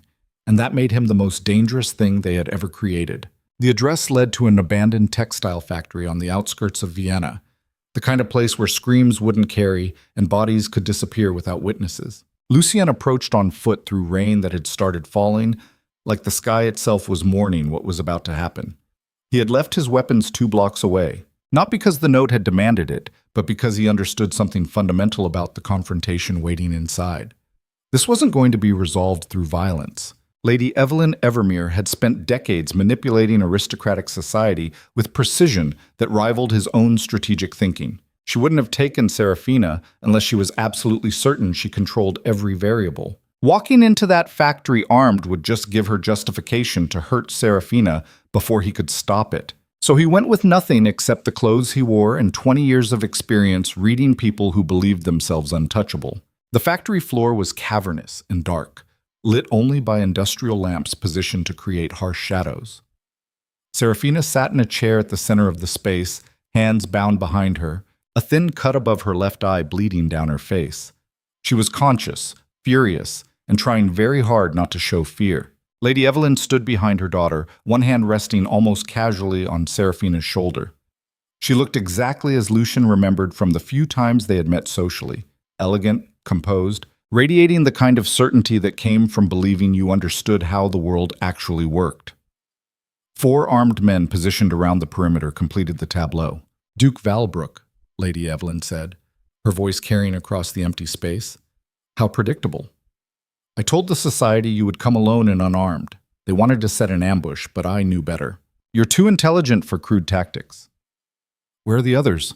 Lucien asked, walking slowly toward the center. "The society members who survived the explosion? Dead," she said simply. "I triggered the device myself. They were weak, compromised by your attacks, becoming liabilities. The Apollonian Society was founded on the principle that power requires ruthlessness. When my colleagues lost their nerve, they lost their right to exist. So you murdered them. I eliminated a problem. There's a difference." Lucien stopped 15 feet from where Seraphina sat, close enough to see the rage in her eyes, but far enough that the armed men wouldn't react. "You used your own daughter as bait." Lady Evelyn's smile was cold. "I used the tool available to achieve the necessary outcome." Seraphina has always been useful in that regard. Her public humiliation at 17 taught me that failure can be strategically valuable if properly deployed. The words landed like physical blows, and Lucian watched Seraphina's expression shift from fury to something more complex. Understanding mixed with betrayal, mixed with a hurt so deep it had no bottom. You planned her debut disaster, Lucian said quietly. Of course. Lady Evelyn's tone suggested she was explaining something obvious to a slow child. The Evermere family needed political capital that year. Seraphina's calculated failure generated sympathy we leveraged into 3 advantageous marriages for her cousins. Her invisibility afterward ensured she wouldn't interfere with family strategy. She paused.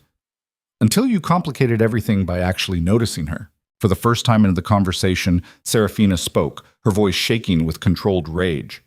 You destroyed my life to manipulate political marriages. I optimized available resources. Lady Evelyn's hand tightened on her daughter's shoulder. You were never going to be the beauty or the brilliant match, darling. Better to be useful in other ways. Lucien felt something shift inside him, a fundamental recognition of what he was actually dealing with. Lady Evelyn wasn't just ruthless. She was the kind of monster who viewed her own children as assets to be deployed rather than people to be loved. She had looked at 17-year-old Seraphina and seen only strategic value in her public destruction. And worse, she had spent 9 years watching her daughter rebuild herself from that trauma, while planning how to weaponize her again. Here's what I don't understand, Lucian said, keeping his voice level. You had wealth, position, influence. Why join the Apollonian Society?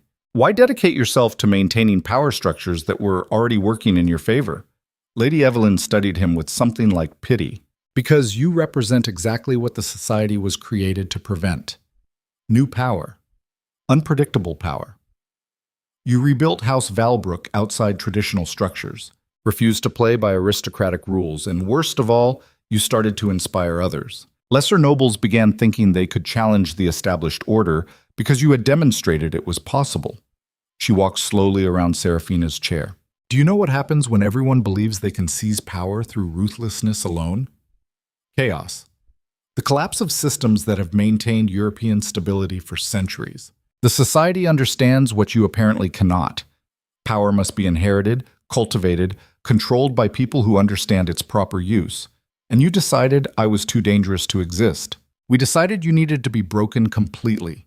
Destroying your empire wasn't enough. We needed to demonstrate that even the Wolf Duke could be reduced to nothing. That no amount of individual strength could overcome organized systemic power. Lady Evelyn returned to stand behind her daughter, so I offered them this perfect weapon. My own daughter, who you had shown interest in, who could be positioned to make you vulnerable in ways political attacks never could. The plan was elegant. Let you fall in love. Let you show weakness. Then take her away and watch you destroy yourself trying to get her back. Except I didn't destroy myself, Lucian said quietly. I destroyed the society instead. You destroyed the weak members, Lady Evelyn corrected. The ones who panicked when you started eliminating them. But the society was always meant to be a collective consciousness, not a fixed membership. You've killed people, yes, but the idea survives. The understanding that power must be controlled by those who comprehend its proper application. She paused. And now you're here, unarmed and desperate, exactly as I predicted, which proves my point completely. Love made you weak. Caring made you controllable. You walked away from your empire, abandoned everything you built, all because of one unremarkable girl who should have remained invisible. Seraphina flinched at the words, and Lucien saw something break in her expression. Not just hurt, but the terrible recognition that her own mother had orchestrated every trauma she had ever experienced. Let her go, Lucien said. This is between us. She's not part of it anymore. She was always part of it. Lady Evelyn's voice was absolute. From the moment she fell on those palace stairs according to my instructions, she's been a tool in games larger than her comprehension. The only question now is what lesson her final moments teach. Final moments. The words hung in the factory air like smoke. You're going to kill her, Lucien said. I'm going to kill you both. But first, I'm going to make sure you understand exactly what your supposed love has accomplished. You didn't save her from invisibility. You condemned her to becoming collateral damage in a war she never asked to fight. Lady Evelyn gestured, and one of the armed men stepped forward. My original plan was more elegant. Psychological destruction, permanent exile. a lifetime of knowing you had failed to protect what mattered most. But after you eliminated my colleagues, I've decided something more direct is appropriate." She looked down at Seraphina with clinical detachment. "Goodbye, darling. Try to die with more dignity than you've lived with." The armed man raised his weapon, and Seraphina, who had been sitting apparently helpless with her hands bound behind her, moved with the kind of speed that came from months of Thomas Carr's tactical training during their exile. Her hands weren't bound. They had been working the rope the entire time, waiting for the moment when everyone's attention focused on Lucian. She drove her shoulder into the armed man's chest, knocked his weapon aside, and rolled away as Lucian exploded into motion. 20 years of suppressed violence, focused into seconds. He covered the distance to the nearest guard before the man could react, disarmed him with brutal efficiency, and used the weapon to drop 2 others before they could fire. The 4th guard got a shot off that went wide, and Lucien put him down with 2-round center mass. The entire sequence took less than 5 seconds. Lady Evelyn stood frozen, her certainty shattered by the realization that she had miscalculated something fundamental. Seraphina wasn't helpless. She had never been helpless. She had simply been waiting for the right moment to stop pretending. Lucien leveled the weapon at Lady Evelyn's chest, his hand steady, his expression empty of everything except cold calculation. "On your knees." Lady Evelyn remained standing, attempting to recover her composure. "You won't kill me. You're not that far gone yet. You don't know what I am anymore."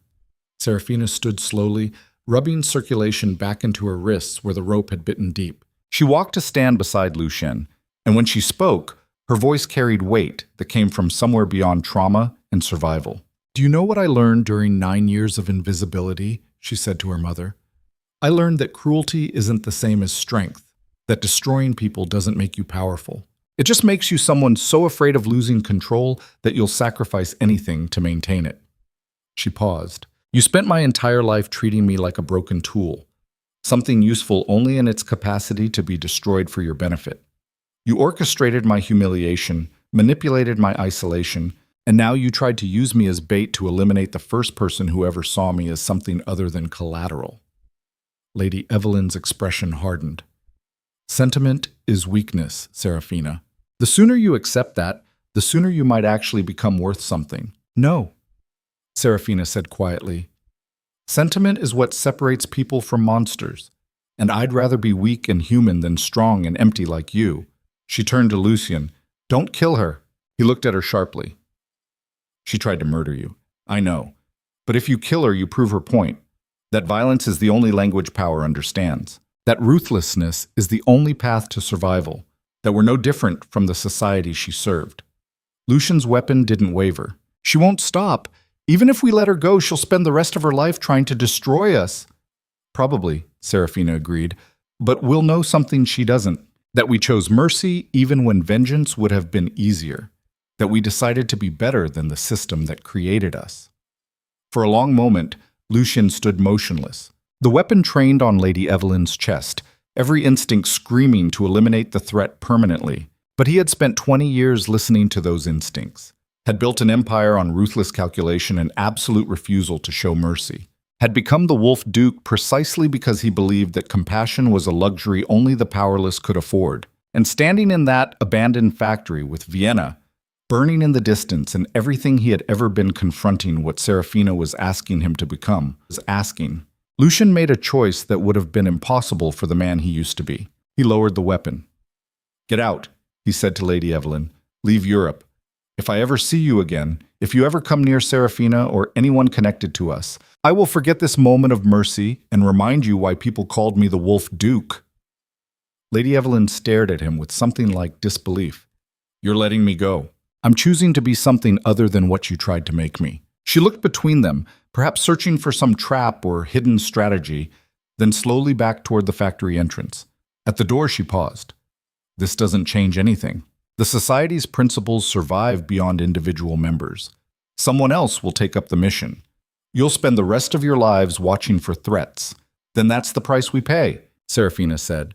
"But at least we'll pay it as people who chose dignity over destruction." Lady Evelyn left without another word, disappearing into Vienna's rainy streets. After she was gone, Lucien and Seraphina stood in the empty factory surrounded by bodies and the wreckage of a confrontation that should have ended in more bloodshed. Finally, Seraphina spoke. Thank you. For what? For not becoming the monster she wanted you to be. Lucian set down the weapon and turned to face her fully. I wanted to kill her. Every instinct I have, everything I've spent 20 years believing about power and survival, was screaming to eliminate that threat permanently. But you didn't, because you asked me not to. Because somewhere in the last few months, I stopped measuring strength by how many enemies I could destroy and started measuring it by whether I could become someone you wouldn't be ashamed to stand beside. Seraphina touched the cut above her eye, wincing slightly. We're quite a pair. I spent 9 years being invisible because I was afraid of being destroyed again. You spent 20 years being terrifying because you were afraid of being powerless. And somehow we found each other in the space between fear and survival. Lucian pulled her close, pressing his forehead against hers. What do we do now? Everything is gone. The empire, the title, the power structure. We're wanted by authorities across Europe. We have nothing left except each other. Then that's enough. Her voice was absolutely certain. They left the factory as dawn broke over Vienna, two people who had walked through fire and chosen to emerge as something other than what the world expected. Bucky. The months that followed were not gentle. Margaret and Thomas survived Vienna, but the Apollonian Society's remaining fragments continued hunting them all with the kind of patient malice that suggested Lady Evelyn had been telling the truth. The organization itself might be shattered, but the ideology persisted. Lucienne and Seraphina moved constantly. Prague, then Copenhagen, then Stockholm, never staying anywhere long enough to establish patterns. Living on resources Margaret had hidden in accounts the society couldn't trace. But something fundamental had shifted in how they approached survival. The old Lucian would have struck back immediately, hunted down every remaining threat, eliminated opposition with systematic brutality. Instead, he focused on something harder and more terrifying, building a life that wasn't defined by opposition to enemies. They rented a small apartment in Bergen, Norway, overlooking fjords that had existed long before aristocratic conspiracies and would exist long after. Lucian took work as a financial consultant under a false name, using skills honed running an empire to help small businesses navigate economic complexity. Seraphina discovered she had a talent for writing, producing essays about power and survival that found audiences hungry for perspectives outside traditional hierarchies. They were not safe. They would never be truly safe. But they were building something that mattered more than safety, a life defined by choice rather than reaction. One evening, 6 months after Vienna, they sat on their apartment balcony watching sunset turn the fjords into liquid gold. Do you regret it? Seraphina asked. Giving up everything to protect me? Lucian considered the question seriously. I regret Vincent's death. I regret the people who died in Vienna. I regret that your mother turned you into a weapon before you were old enough to defend yourself. He paused. But I don't regret choosing you over empire, because I spent 20 years believing that power was the only thing that mattered, that strength came from domination, that survival required becoming inhuman, and all of that was just fear wearing a crown. What are you afraid of now? Losing you. Becoming the Wolf Duke again. Waking up one morning and realizing I've turned into the kind of monster the Apollonian Society was right to fear. You won't, she said quietly. How do you know? Because monsters don't worry about becoming monsters. They just consume everything around them and call it necessity. She took his hand. You chose mercy when violence would have been easier. You walked away from power when fighting would have been instinctive. You've spent 6 months building something instead of destroying things. That's not who monsters are. Lucian looked out over water that had been flowing through these channels since before human civilization existed, putting everything into perspective. I used to think strength meant never bending, never showing weakness, never letting anyone close enough to hurt you, but watching you survive what your mother put you through, seeing you choose dignity over vengeance. I've learned something that 20 years of ruthlessness never taught me. What's that? Real strength isn't about refusing to break. It's about what you choose to build after everything shatters. They sat in comfortable silence as darkness gathered over the fjords. Margaret sent a message the next morning through encrypted channels. 3 words that changed everything. Society officially dissolved. The remaining members had apparently reached the same conclusion Lucian and Seraphina had, that the cost of continuing the fight exceeded any possible benefit. Without central coordination, without the ideological certainty that had driven them, The organization simply fragmented into individual aristocrats returning to their separate lives. It wasn't victory in any traditional sense, but it was survival on terms they could live with. Thomas followed up with his own message days later. He had returned to England under a different identity, taken work training, private security, was building something new from the wreckage of his previous life. The Wolf Duke's inner circle was rebuilding separately, but they were rebuilding. On their first anniversary of leaving England, Lucienne and Seraphina took a boat out into the fjords and watched northern lights dance across the sky in colors that had no names. "Tell me something true," Seraphina said. "About what?" "About who you are now. Not who you were, not who you're afraid of becoming. Who you actually are in this moment." Lucienne thought about the question while Aurora Borealis painted the darkness in shades of green and violet and impossible blue.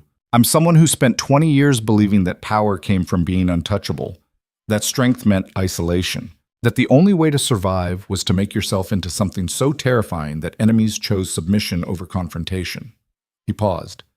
"But standing beside you while everything burned, choosing mercy over vengeance, building a life from nothing except commitment to becoming something better than my worst instincts, I've discovered a different kind of strength, which is knowing what you'll die for and choosing to live for it instead."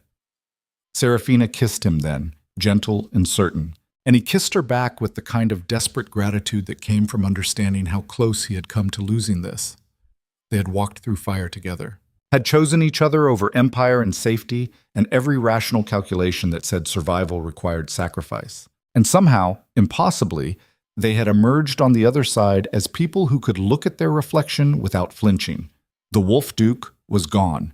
The invisible girl who survived her debut disaster through strategic erasure was gone. What remained were two people who had stared directly into cruelty and chosen to become something other than what trauma demanded.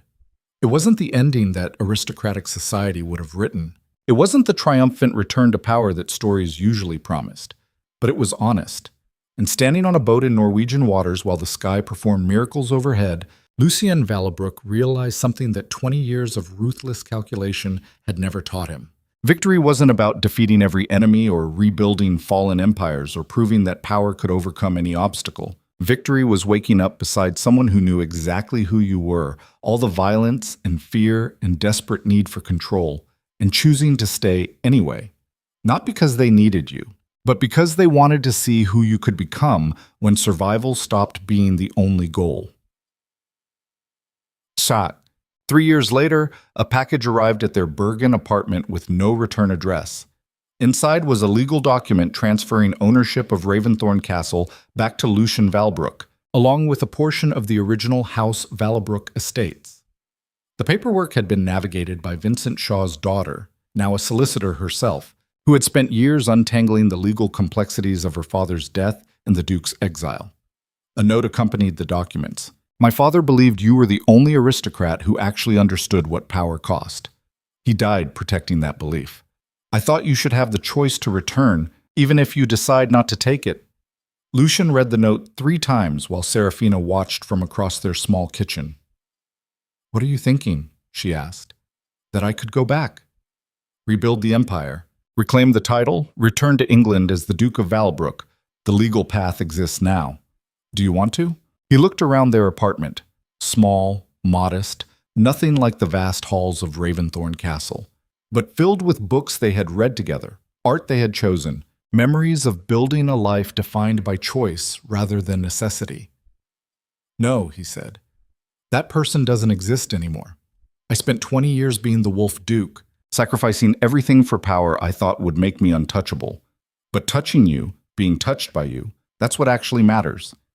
He set down the documents. "Let someone else have Raventhorn. Someone who still believes that power and legacy are worth the cost. We'll build something different. What will we build?" Lucienne crossed to where she stood and took her hands. "A life where we get to decide what strength means, where we measure success by how we treat people who can't hurt us, rather than how we destroy people who can, where we choose to be vulnerable with each other every single day, because that's braver than any amount of ruthless calculation." Seraphina smiled, and it was the expression of someone who had survived being weaponized by her own mother and chosen to become dangerous in a completely different way. "That sounds terrifying." "It should be. Building is always harder than destroying. Then let's be terrified together. They burned the legal documents that night, watching fire consume the possibility of return, not because they were running from their past, but because they had finally stopped letting that past define their future.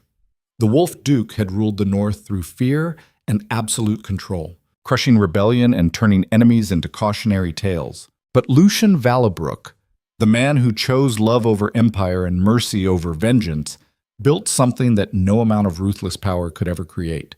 A life worth living, not perfect, not safe, not anything like the aristocratic fantasies that defined their former world, but honest and chosen, and built on the radical belief that two people who had been destroyed by different forms of cruelty could choose to become something other than what trauma demanded.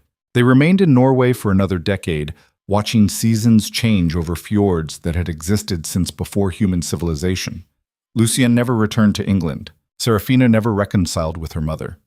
But they built a community of people who had also chosen to walk away from systems that demanded they sacrifice their humanity for survival. And on quiet evenings, when northern lights painted the sky in impossible colors, they would sit together and remember the night they stood in an abandoned factory and chose dignity over destruction. Because that choice, made in a moment of absolute crisis when violence would have been justified and mercy seemed insane, defined everything that came after. Not the battles they won, not the empire they lost, but the decision to become people who could look at their reflection without flinching. That was the real victory. That was the transformation that mattered. And standing together while the world performed miracles overhead, Lucien and Seraphina understood something that the Apollonian Society and Lady Evelyn and every power structure that had tried to break them never could. True strength wasn't about refusing to be broken. It was about what you chose to build from the pieces.